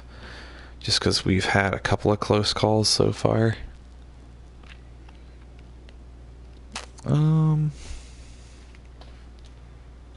Actually, no. Our minions are dying pretty fast, so we'll go with a little bit more maximum life and some life regen. That should kind of help that out.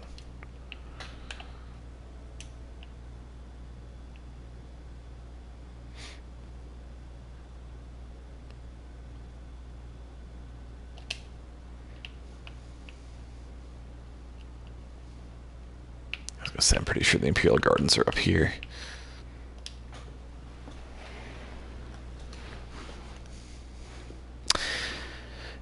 And I remembered too, so we actually won't do the first trial just because of the fact that I'm pretty sure the reason why it shows those as like ready to for us to run the Labyrinth is because of the fact that I've done all the trials with my Templar. I'm pretty sure that's actually account bound as opposed to character bound.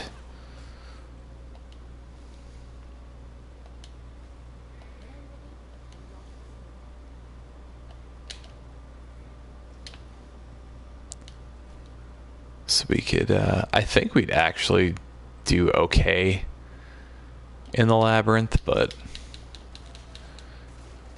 we could potentially get owned too.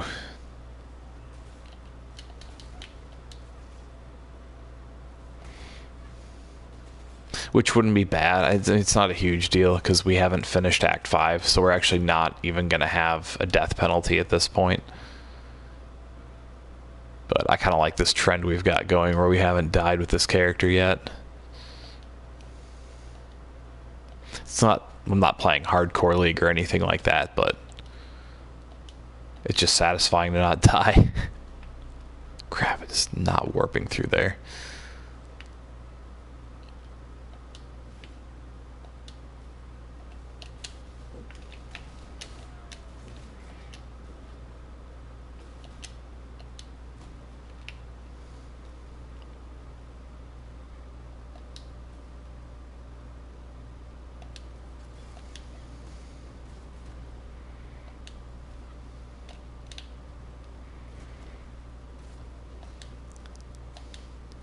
Yeah, I find that kind of odd too that they make the Trials of Ascendancy account bound. I think it would make sense to make a character bound since, you know, you're clearly not going to be ready to go and jump in and do the first Labyrinth right when you start the game.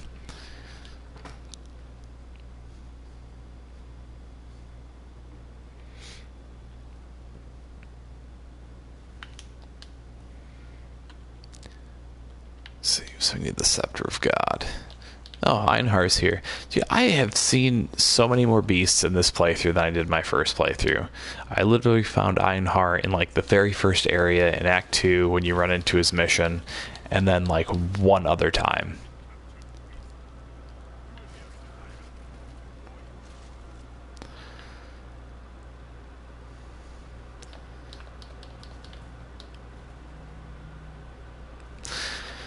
I suppose, like, it probably drove the speedrunners and everything nuts. I don't know. I don't think it's that big of a deal.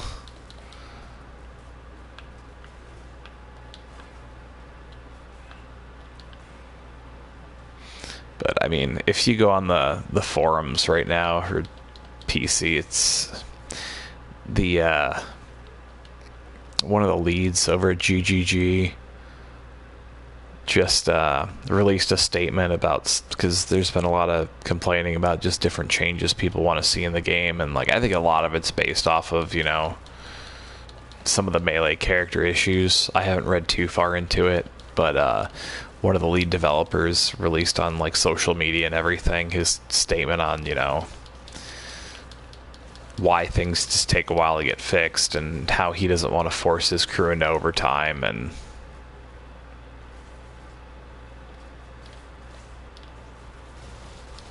which, I mean, I don't disagree with the guy. Like, you don't want to turn it into like a Rockstar situation with Red Dead 2 to where they're forcing these people to work, you know, these ridiculously long hours.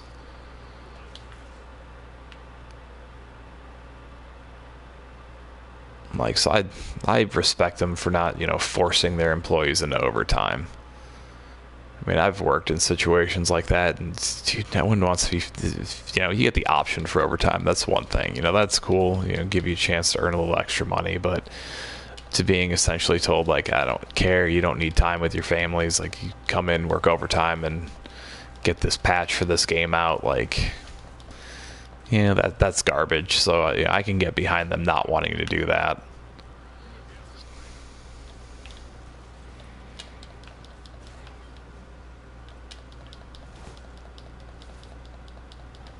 I totally agree. They've been really awesome. I mean, a lot of the stuff I've made tutorial videos on, like all the past League content, I mean, you know, that's stuff that didn't launch with the game. It's like really cool content they've added over time. And typically you're getting that with, I mean, pretty much every league that releases.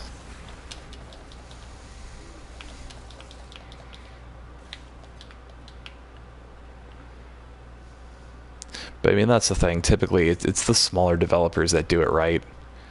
They actually, you know, they give a damn about their people and they care about their customers. I mean, they have to.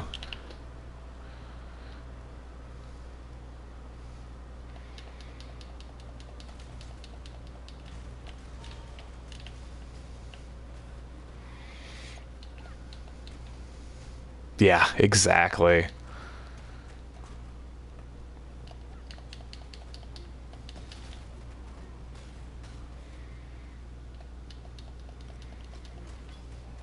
You know, they just started off, you know, like you said, just a super small company, just a few guys working on this game, and like it's a passion project for them. Like I've watched some of like their GDC talks.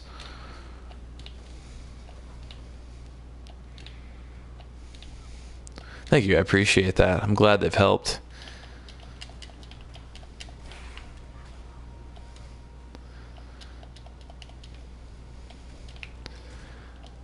I know the videos can be a bit long at times, but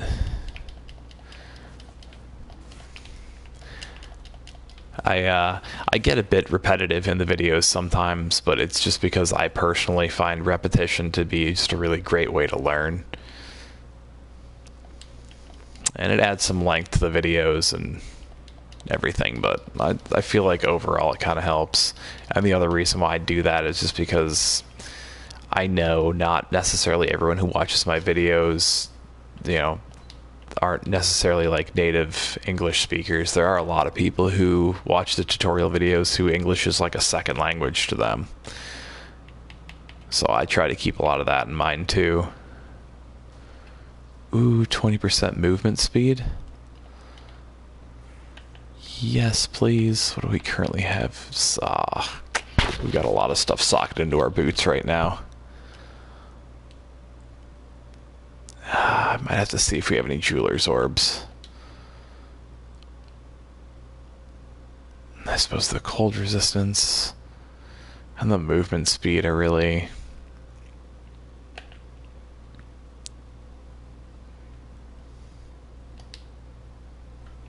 Yeah, that's my favorite thing to hear, though, to be honest with you. I'm really happy when like my videos have actually like encouraged people to play the game and it's helped them play the game. Because like we were just talking about, like I really like GGG as a company. You know, they seem like really down-to-earth people. They talk about their game with like a lot of passion, and you know, those are the best kind of developers and the best kind of companies, and like the people that I personally want to support.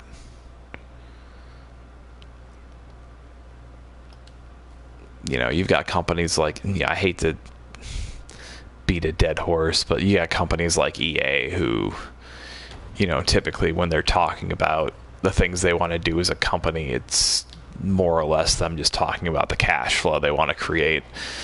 You know, if you watch like GDC talks from GGG, a lot of what they talk about is like trying to sustain the game and, you know, make it something that can be played permanently. So yeah, there's a nice little example of what a prophecy can do.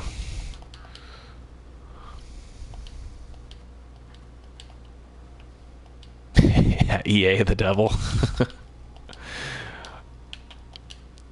I mean, they have some good studios that they've purchased that, you know, make some good games, but yeah, they've also been responsible for a lot of good studios shutting down after they purchased them.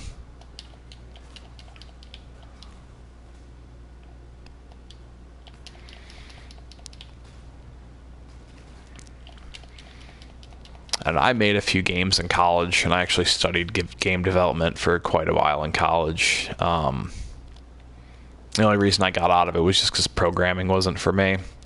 And at that time, you needed to take all of the game programming classes in order to get that degree, at least in the school I went to. So I switched to a design degree.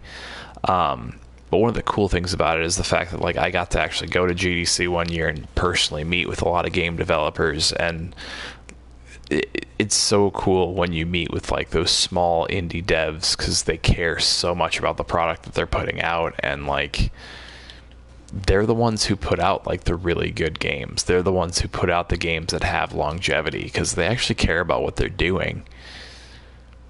You get these larger companies that, you know, for them it's all about bottom line and what can we acquire, and it's not about making the consumer happy, and just, this isn't an industry for that.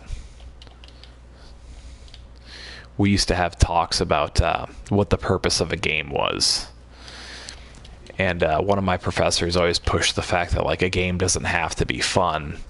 And I always argued because, you know, in my eyes, if a game's not fun, what's the point?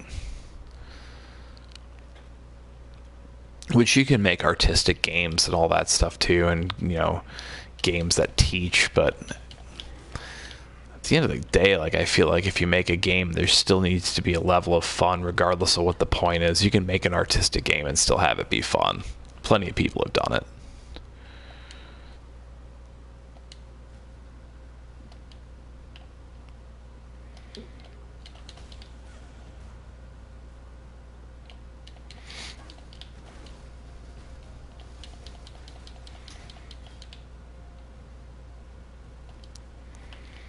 Let's give these guys some healing.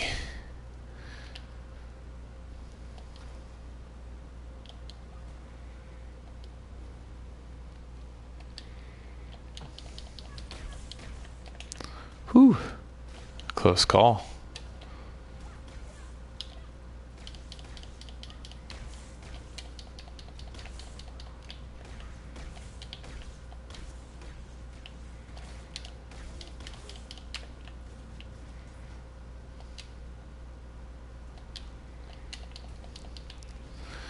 Yeah, there are definitely worse developers out there than GGG. That is for sure.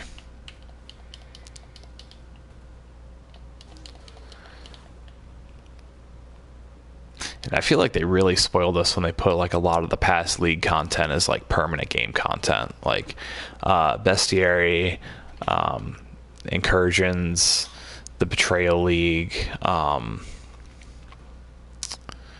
trying to think of what else, Breaches, like,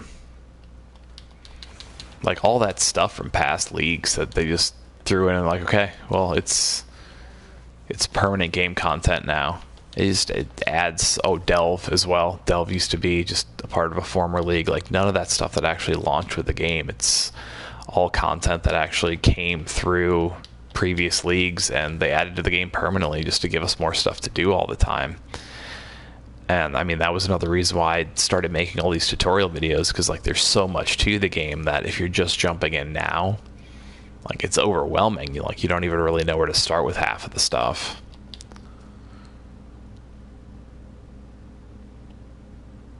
But I mean, as overwhelming as it is, it's also what makes this game so great, is you don't really feel like shoehorned in to just do one thing. Like, if you get burned out doing one thing, you can do another.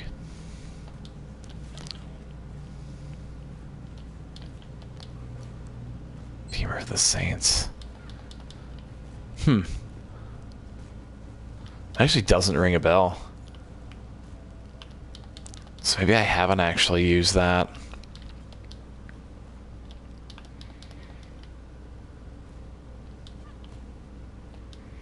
Or it's just been too long and I don't remember off the top of my head.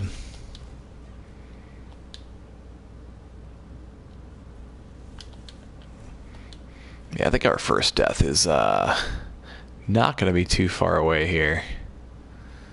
Our zombies are kind of getting owned in these high density areas.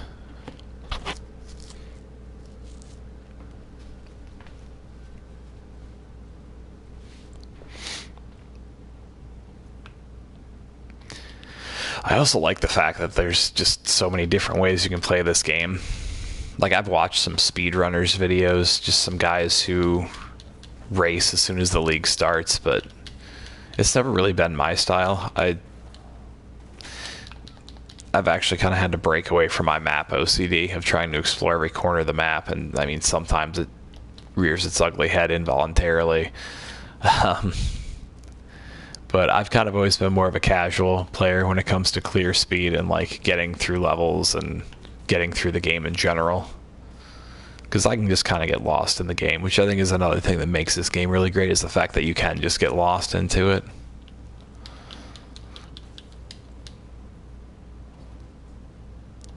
Yeah, racing is really cool just because, like, everything that gets put into it, the thought process behind everything, like the fact that they'll continue running forward and moving forward into the level while they're, like, equipping different items and going through their passive tree.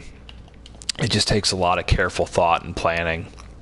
And, like, I give a ton of props to people who are able to do that.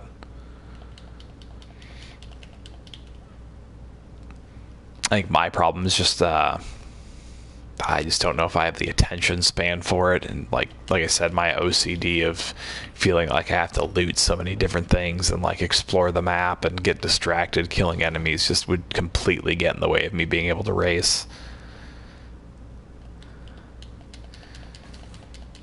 I'd just be a complete tortoise. I mean, you can tell by seeing my streams, I get distracted by mobs of enemies all the time. It's why we're over-leveled right now. Something I'm trying to push past, but I'm still very much guilty of.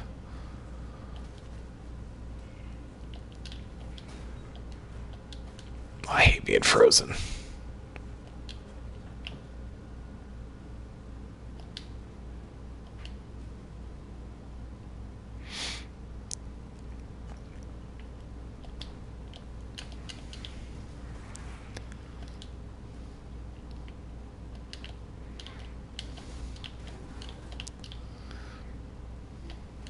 At the same time, though, it does make sense for me to kind of move through these areas a bit more slowly, just because the purpose of this, you know, first stream series is to kind of teach how to move throughout the game. Not necessarily move through it quickly, but just kind of explain the progress as I'm going.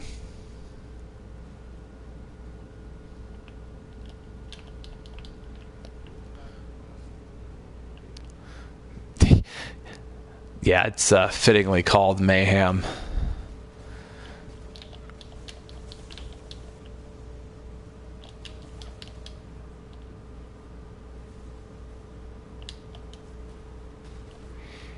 This is a perfect time for some skeletons.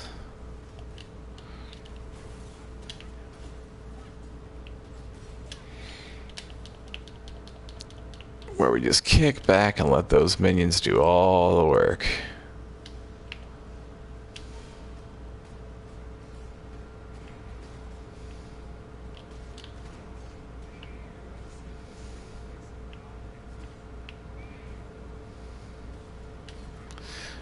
So they're holding up relatively well here.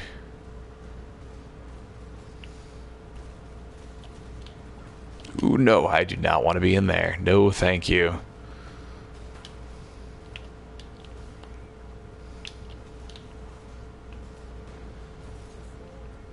Our minions did great there. That's promising. That was really good.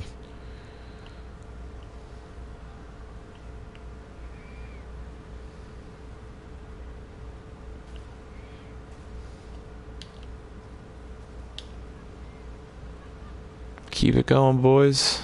Get them.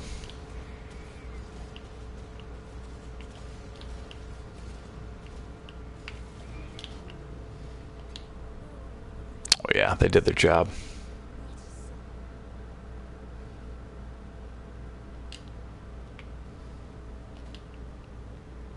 Oh no, I don't take it that way at all.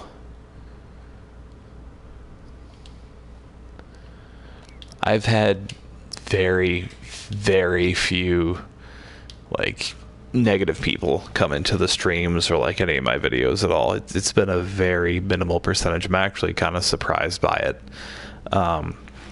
just in comparison to how much positivity there's been on the channel, which is awesome. Like, that is absolutely by no means a complaint whatsoever. I've gotten to speak to some super nice people on this channel and gotten to help out some really nice people, and the few trolls I've run into while playing this,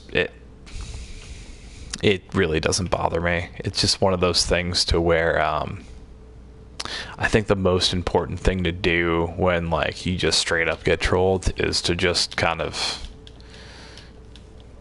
ignore and mute the people, just so that way, you know, they don't discourage anyone else. Like, no, by no means do I think you talking about racing is a negative thing by any means. I actually have a deep amount of admiration for the people who can race, because, like I said, I don't think I have, I don't know what I'd call it, the personality to race.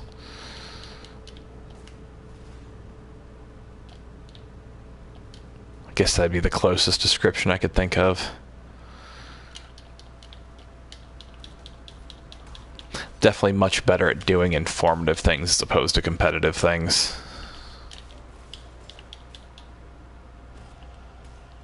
But I mean, that's kind of how the old saying goes, those who can't do, teach. If you're a teacher, please don't be offended by that.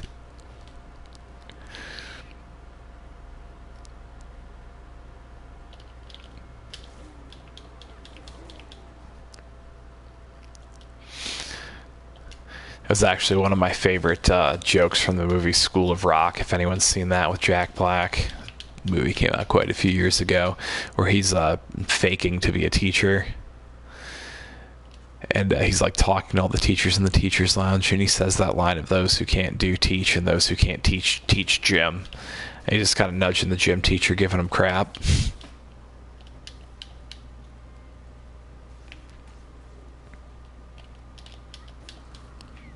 Yeah, I need to do a little bit more research on the 2-week event. Like, I need to hit up the forums a little bit. I haven't been on there recently just because of, you know, kind of the negativity that's been on there towards the developers recently, which, you know, people by all means have the right to, you know, give their feedback on things, but when it gets a little too overly negative, I like to step away from it. I like to keep things positive.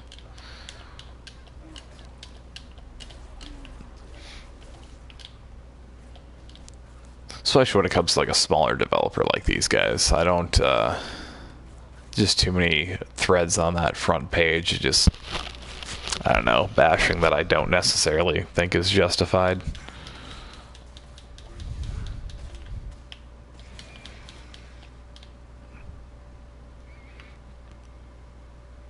But yeah, I'll have to sift through, maybe just go through like the announcements section and kind of check out what's going on through there. I should actually hit up just the PS4 portion of the forums too. Just because I'm sure there's probably quite a few people asking questions on there too that, you know, could potentially use some help. I know, like, initially when Synthesis came out, like,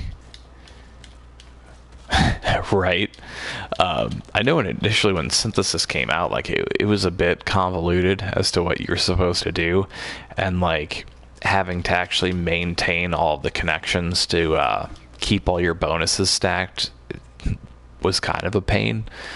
But I mean, they changed the way that works to where, you know, now you can stack 5 bonuses and the bonuses last, well, they only last the amount of turns that you have for the map.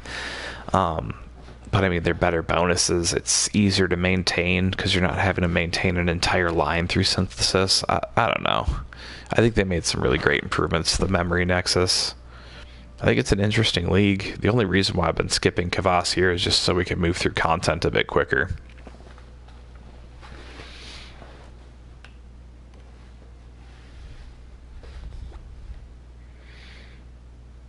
Yeah, the whole people on the internet being negative thing, that's honestly why I've been so surprised at how just awesome people have been on this channel in general.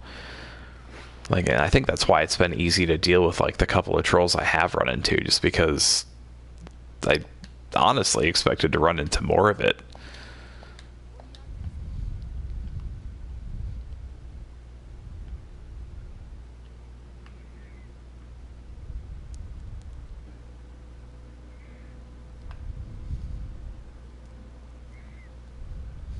I'd be surprised if they didn't, like, throw synthesis into the core. Well, I suppose if enough people are complaining about it on the forums, they may not throw synthesis right into the core game right away. I don't know, I agree, though. Like, I'd like to see it stick around. I think it's good content. I mean, it's content. Like, you can't really complain that they added something new to the game. I could understand, like, if it changed the rest of the game, but it's literally just another layer of content. It's not something you have to run to go through the game or anything like that. Oh, that's unfortunate. I hope they change their mind in the long term. But I guess we enjoy it while we've got it then. Cause, yeah, I mean, I think it's solid. I don't mind it at all. I'm never going to complain to have, you know, more stuff to do. In most games, you have the opposite problem. You don't have enough content to run.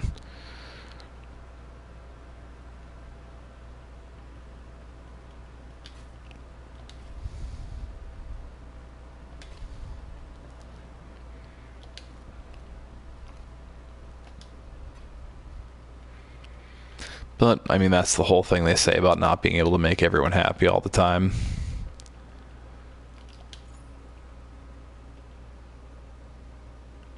Just is impossible to do, unfortunately. No matter how hard you try.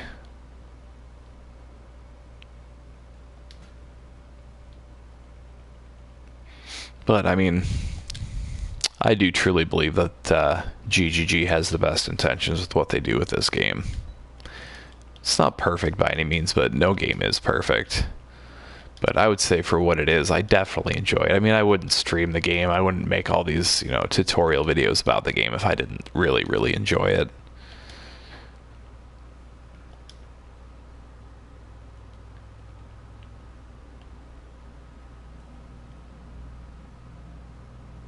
I will stash that because we'll actually use that to hopefully...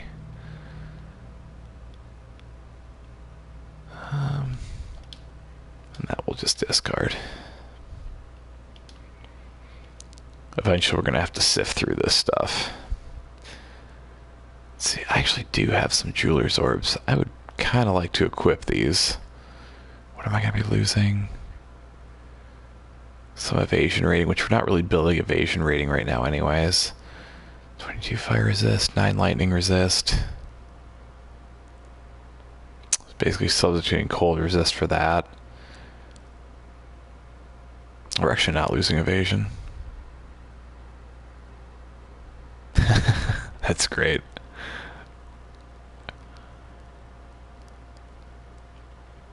So, my odds of getting blue and green on this unique are actually pretty good because of the fact that it's an energy shield evasion item, which means naturally it's going to roll blues and greens. So, we'll just use one of these for the heck of it. Make it a 2-socket. That sucks. That's fine, whatever. So we turn it from a 1-socket to a 2-socket right back into a 1-socket. We'll just stash it for now. It'll come in handy later on. We'll get more jeweler's orbs, especially once we start running into 6-socket items, because once you vendor a 6-socket item, it's going to go ahead and actually give you 7 jeweler's orbs, so you end up stacking those pretty quickly eventually down the road.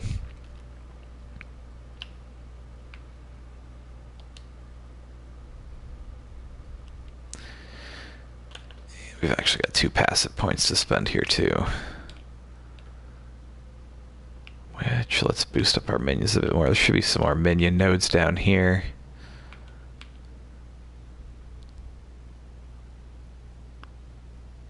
Yeah, this will give us some more resistances and some more health regen.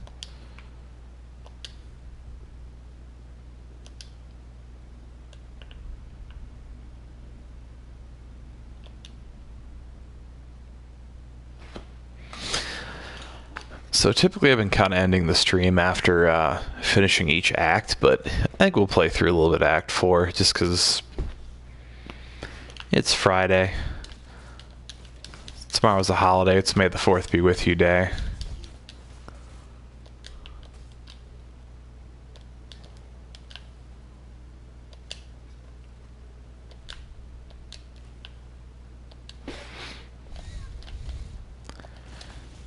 And I'm kind of genuinely enjoying just chatting right now anyways. It's fun to talk shop.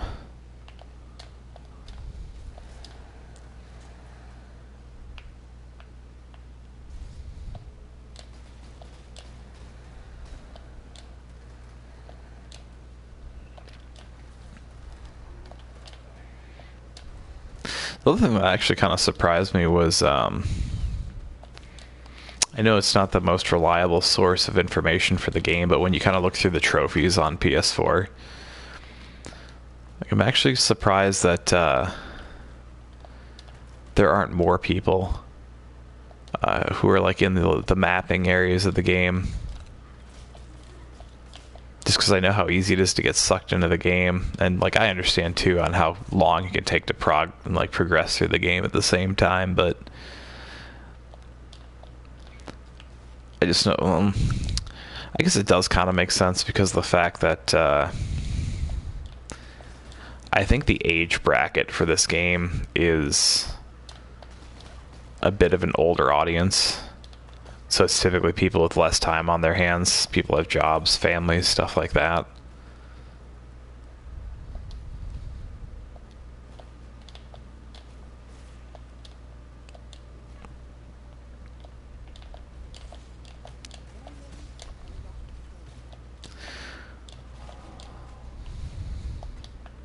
Or of alchemy, that's really nice. So one thing we will want to start paying attention to is those resistances, just because, I mean, right now we're in Act 4. After we reach the next act and finish the next act, we're going to get a penalty to our resists. So even if we have them all like at exactly 75 after Act 5, after the events transpire that go down in Act 5, we're going to be looking at building our resistances again.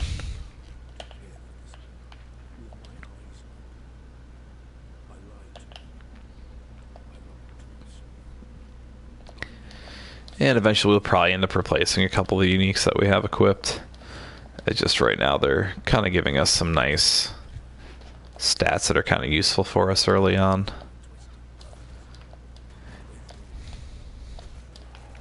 And they have the gem sockets that we actually need, so that's been kind of helpful too.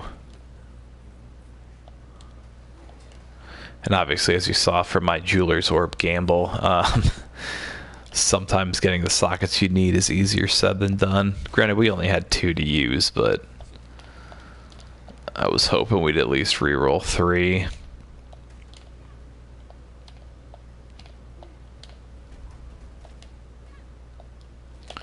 Actually, I think we can go back and yeah,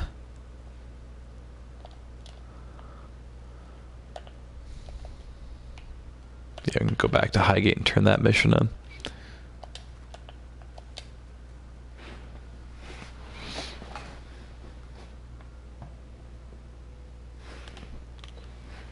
Yeah, I'll be intrigued to see what kind of content we're going to get with the next full league that happens.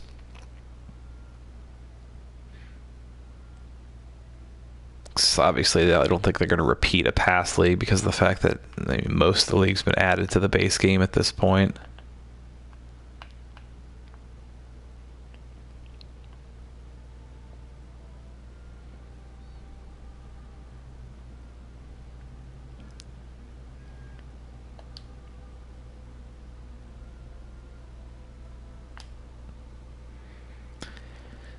And then one thing that's useful here in Act 4 is this guy down here.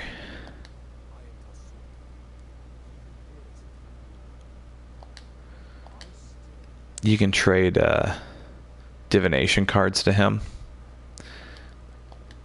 And later on you can actually do it with the woman you pick up prophecies from. I think the next league starts in June. I thought someone had mentioned June 6th. I could be wrong on the exact date, but typically a league will only last about 3 months. And I think technically we actually lost a couple of weeks on PS4 just because of when the game released. The league had already been out for a couple of weeks.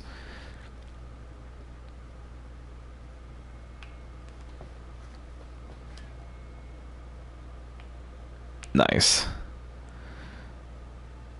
The 7th, okay. So I wonder if this one ends on the 6th and the next starts on the 7th then.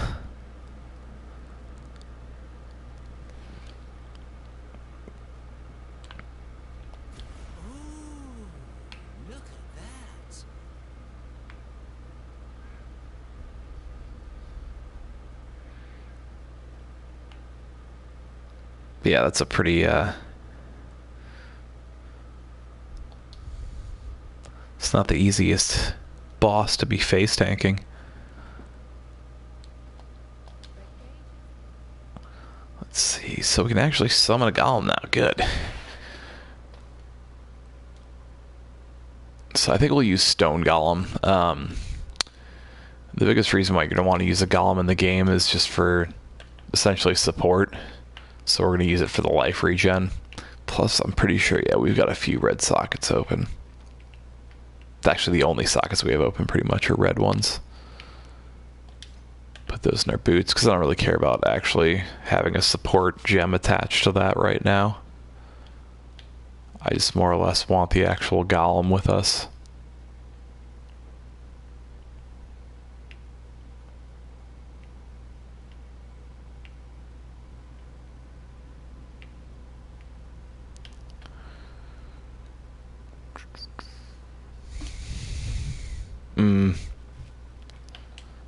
That would make sense.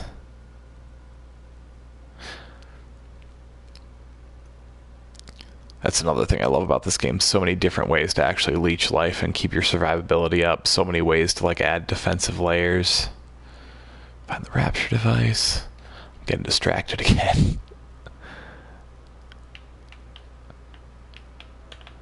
Okay, so we're gonna go through and pop our way into the mines.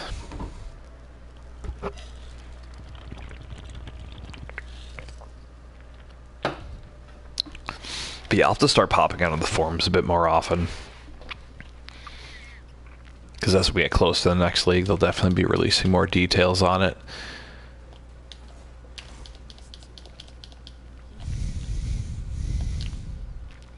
And it'll be a good opportunity for me to make another tutorial video once the next league starts, because one that I want to do for sure is just kind of the concept between moving all of your items over from League to Standard.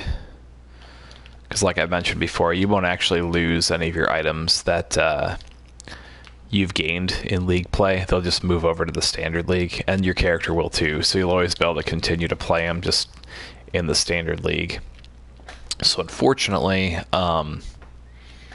your synthesis character you won't be able to do any synthesis content with once the synthesis league is over. Try saying that 5 times fast. But you'll still be able to go through Standard League, so it'll basically be the same exact thing, except, Kvass isn't going to be there.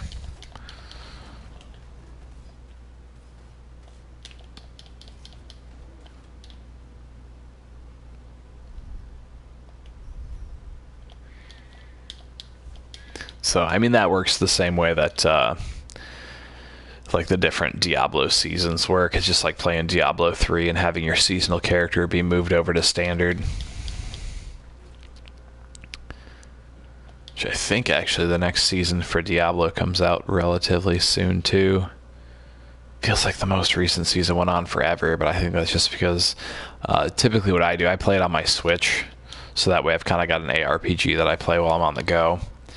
And I play the season content basically up until the point where I get all my cosmetic items and get my full gear, and I don't really worry about like the bonus banners or anything like that. And I just finished ridiculously fast because I used a Witch Doctor, and Witch Doctor is awesome in Diablo 3.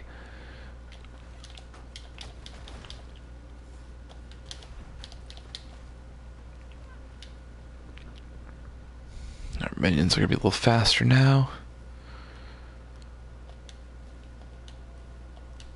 Start using my movement skill here a bit more.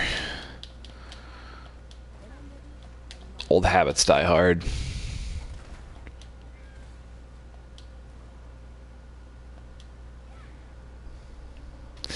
we definitely are getting closer to the actual area level that we're actually exploring, so we're not wasting as much time killing mobs, which is good. It's kind of leveling out for us.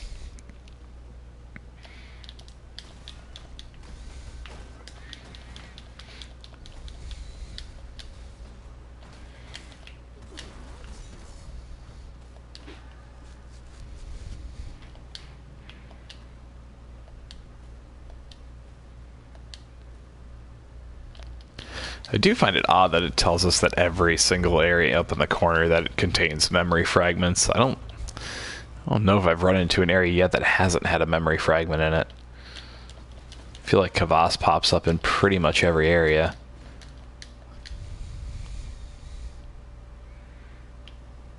Speak of the devil.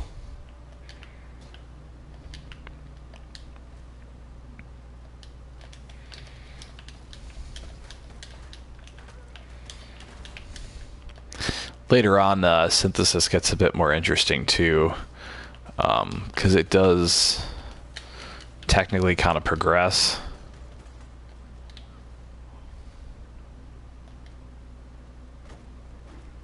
Oh yeah, I suppose that's true. He doesn't show up in the Labyrinth.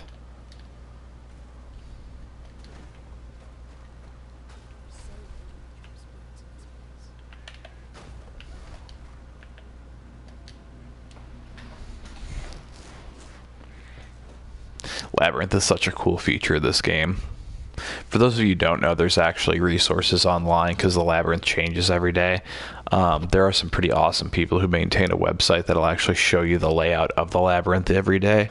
I've never personally looked into it myself just because I kind of like the surprise of when I pop in there every day and it's completely different.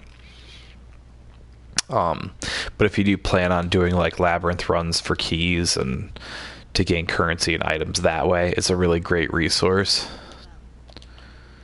That way you have somewhat of a good idea of what to expect. Granted, like, the specific traps can change from area to area every time you run it, but like the overall layout of the map itself will be the same.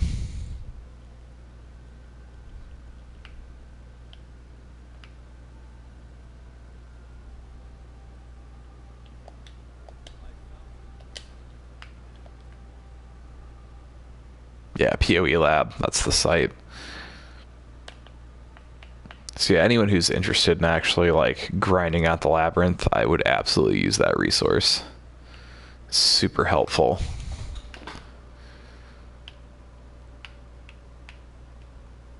So I think we'll actually grab both of these. Just because I want that minion life and that minion life regen.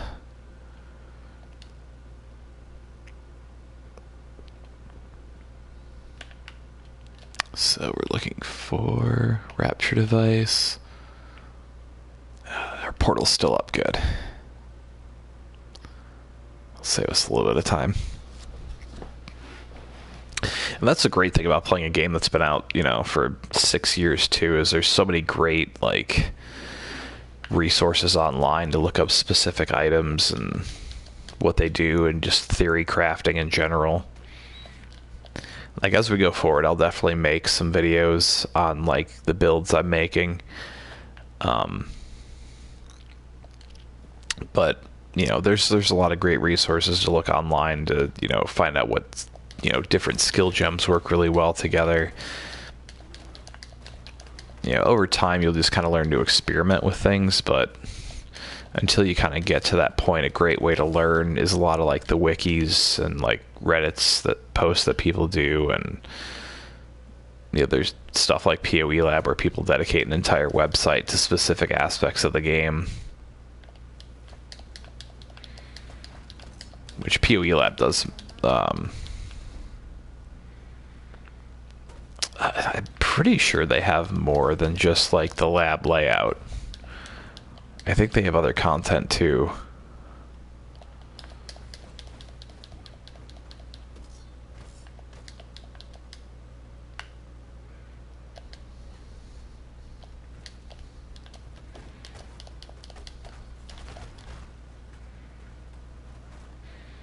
Yeah, Path of Exile has a really great community of people.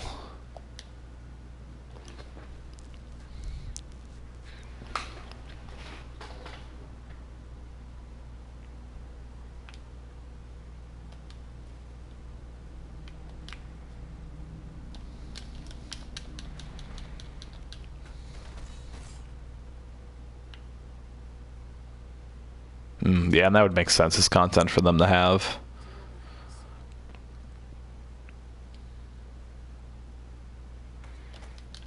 Especially if you're grinding, you obviously want to move through as quickly as you can.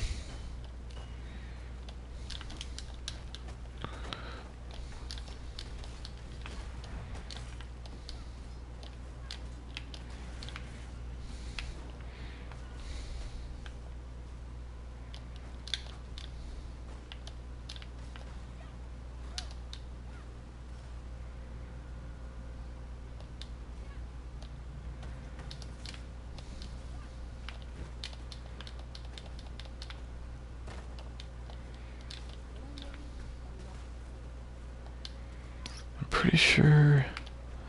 I think we're actually in the area where the Rapture device is. Let's double check. Yeah, we are.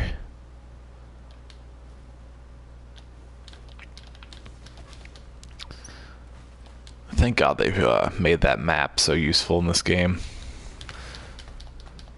Makes it really great for people who have no sense of direction like myself. Ooh.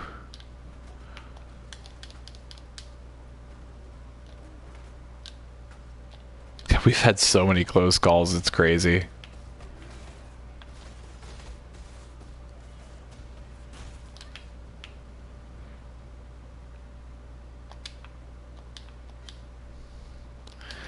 Gonna open this strongbacks.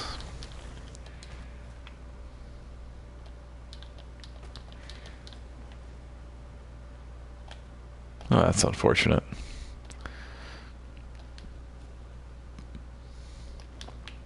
Hit our waypoint here, we'll talk to her, and then she'll send us into both of these two little side areas.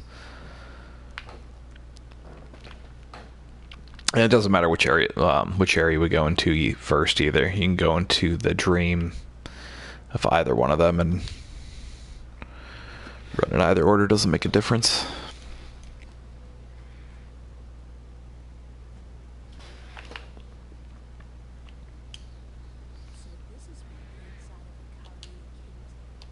And again, even though we skip past a lot of like these journal entries and stuff, there is a trophy in the game for actually visiting every single one with just one character. So not account bound, character bound, obviously.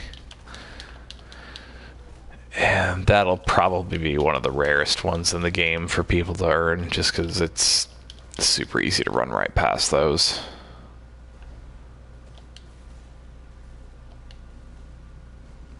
And this area has like all these little stationary totems just kind of hanging out.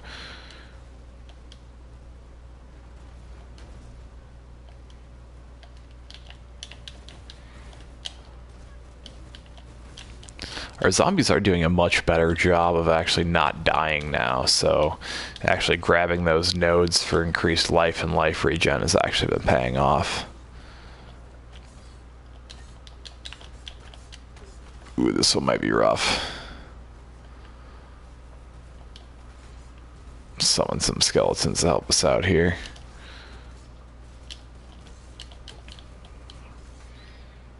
Drop that firestorm.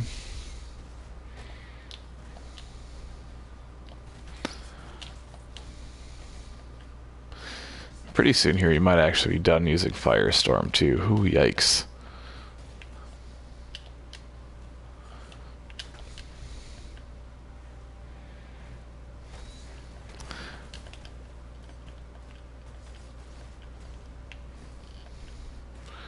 Yeah, for battles like this, a decoy totem wouldn't be a bad idea.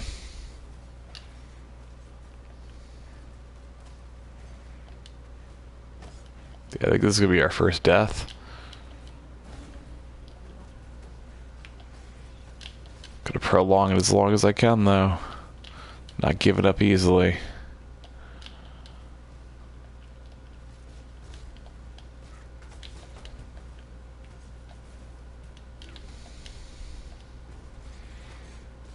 Get in there, skeletons, do your job.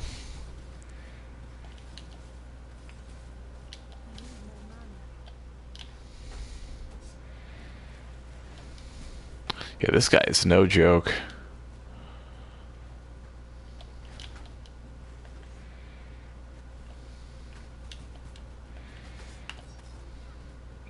get him, though. Got him.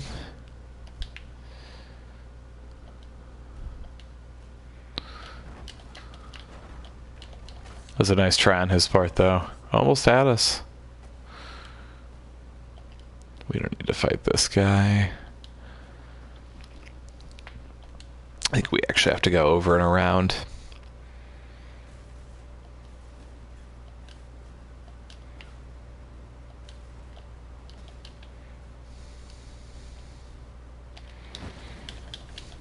And since we've got that waypoint opened up, I'll probably, we'll probably call it a night after finishing this area. But I am happy that we got to get into some of Act 4. It's because it won't be,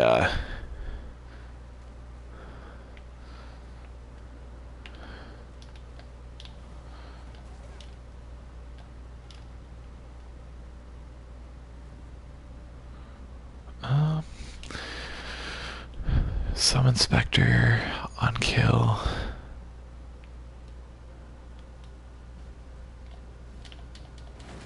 Yeah, I mean, having summon Spectre on kill is actually a really solid skill to have.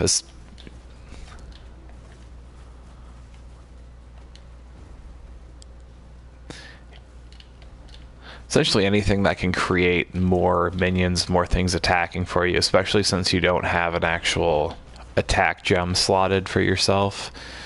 It's just going to increase your DPS, so I don't think that's a bad thing to have linked up at all.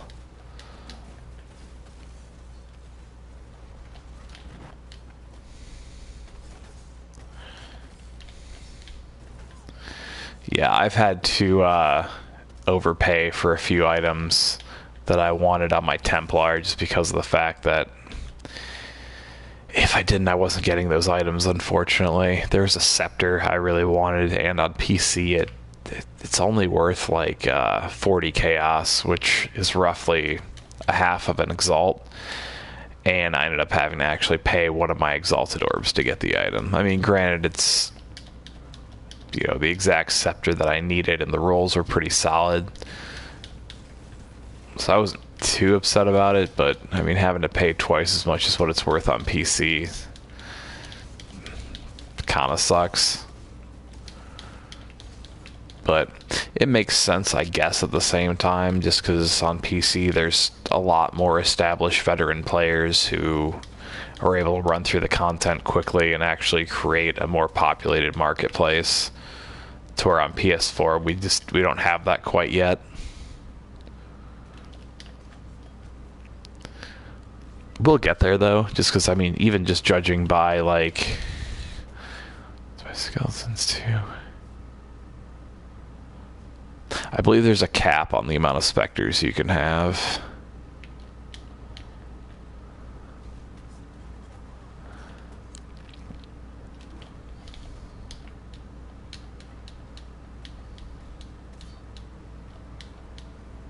I'm actually not sure. I actually have to double check on it.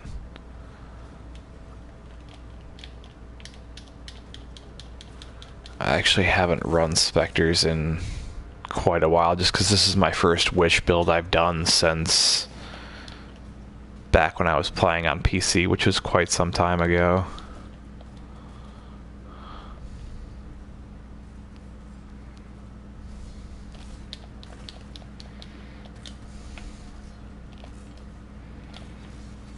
Yeah, so there is a cap.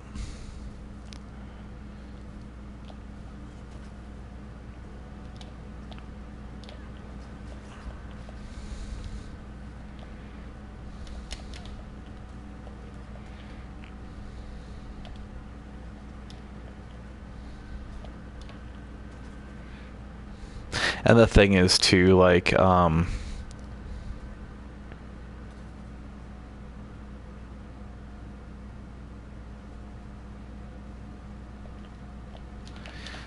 other thing you want to keep in mind, too, is the fact that, as nice as it is to have some summon Spectre on, or to summon Spectres on kill, by having that gem on there, you're, you know, sacrificing a different support gem you could also have on your other summons, like if you need extra life, extra damage, extra speed. Just because there are some really nice support gems for your summons, like the straight damage for minions, the base physical damage.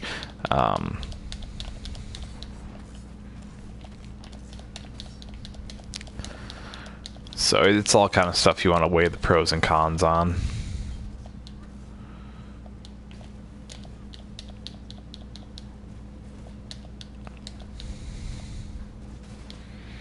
But that's another reason why I just really enjoy experimenting with the different skill gems on my builds firsthand, just because you'll read the way that something works and it won't necessarily like work the same way in play that it does in theory.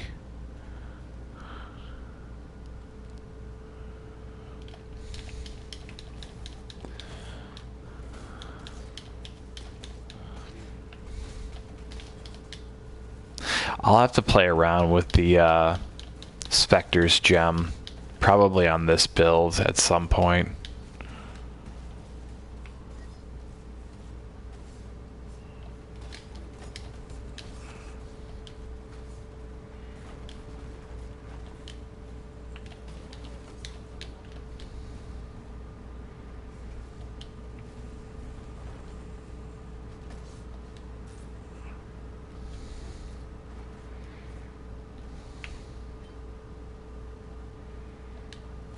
There's so many little narrow connections in this area.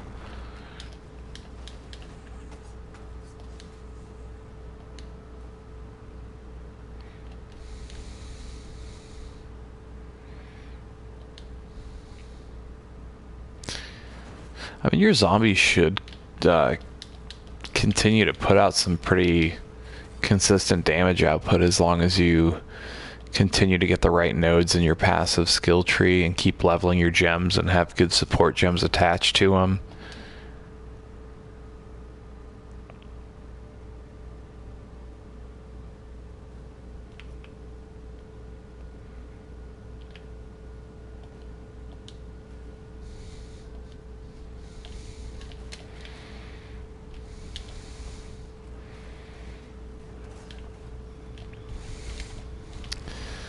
I really need to run some more corrupted zones to get my Vol skeletons.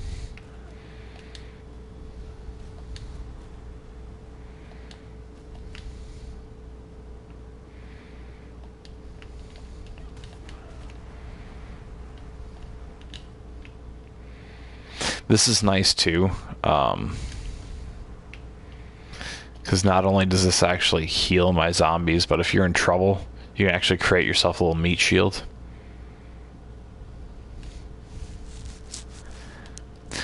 Melee splash damage, it's kind of exactly what it sounds like. It just deals an amount of splash damage to enemies around. What color of it? I don't know off the top of my head, to be honest.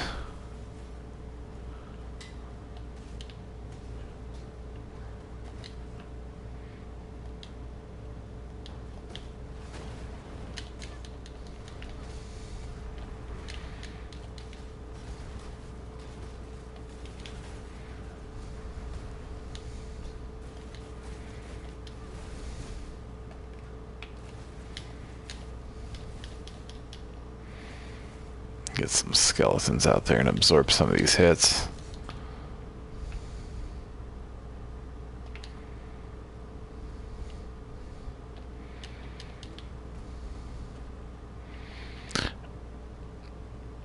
Red would make sense. It seems like it would be strength based, but I honestly don't know.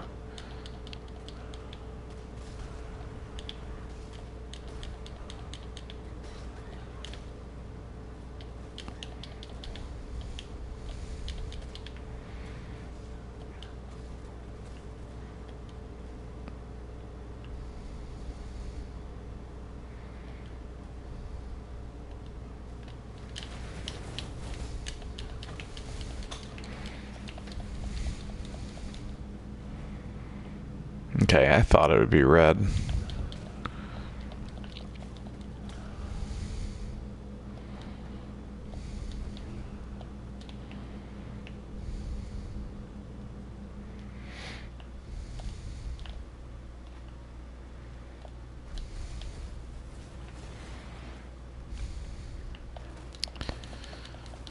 You'd probably be better off just stacking some more mana or mana regen on your gear.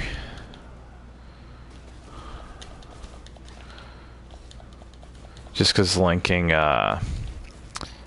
mana cost reduction on your minions, you know, you're sacrificing some DPS that way that you don't necessarily need to.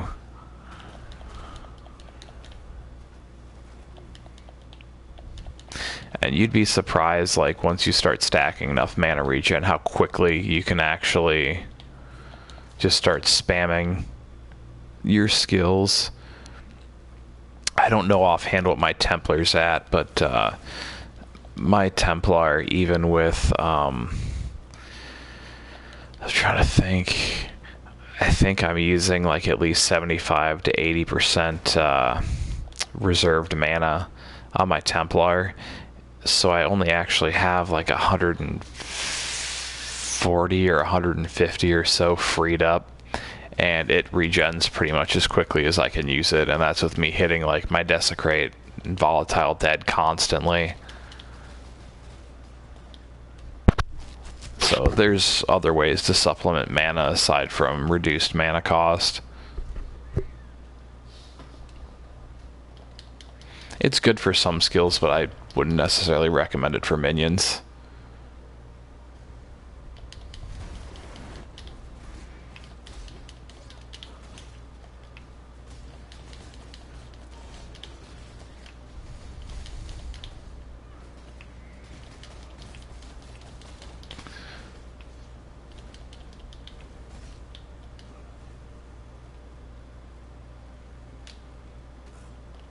My minion just got owned right there.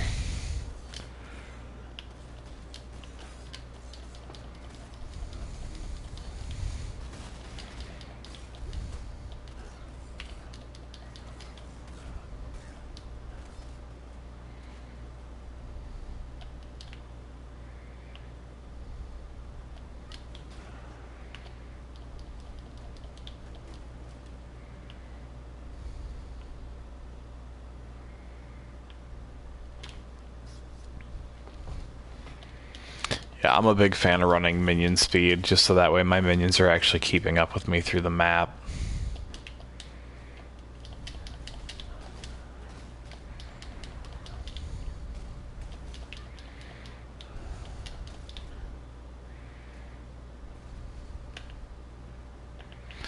Yeah, so here I'm actually taking the time to actually kill a bit more stuff, because now we're actually a couple levels underneath the monsters that are here. So that's kind of why I'm not just spamming my movement skill all the way through here. So we've got 4 summoned. We can get up to 6.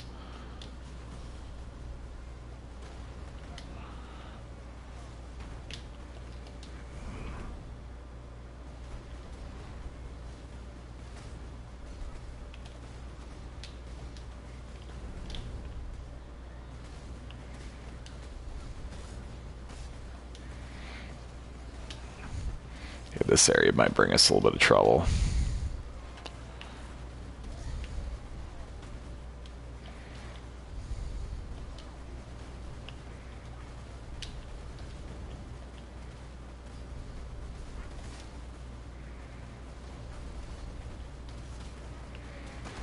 Yep, there it is, our first death. I was probably running around a little too much there. So on hardcore, we just went to standard.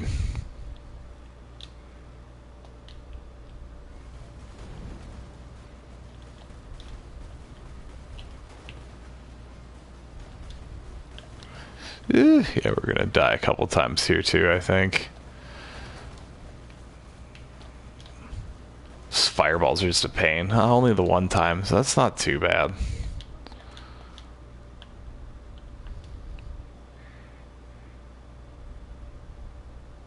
So what we'll do here, as opposed to going all the way back, we'll go to Highgate, we'll land on the actual waypoint, and then we'll just go back to her from there.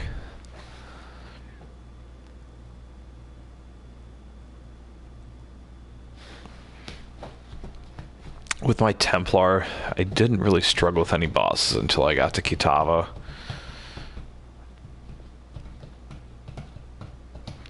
And that was more of a problem with my gear itself. I should have been better geared for that fight, but I think you kind of get into a habit throughout the game where like you're just kind of steamrolling through everything, and then you finally get to the boss and you don't really look at your gear and go, oh, I could improve this, this, and this before I go and fight the boss. And this is kind of the area of the game where we need to start worrying about the actual stats on our gear a little bit, as well as, you know, the sockets themselves, because in the beginning you're really just looking for the correct sockets and links, so that way you can have, you know, all of your skill gems equipped.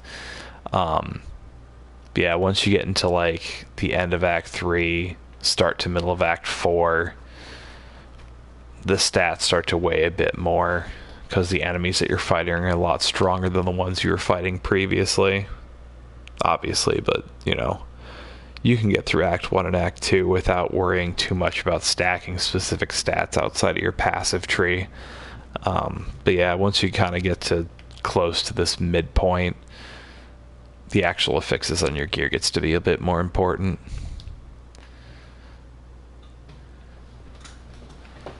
But yeah, I think we'll wrap it up there for the night, just because we got all the way through Act 3, did some of Act 4.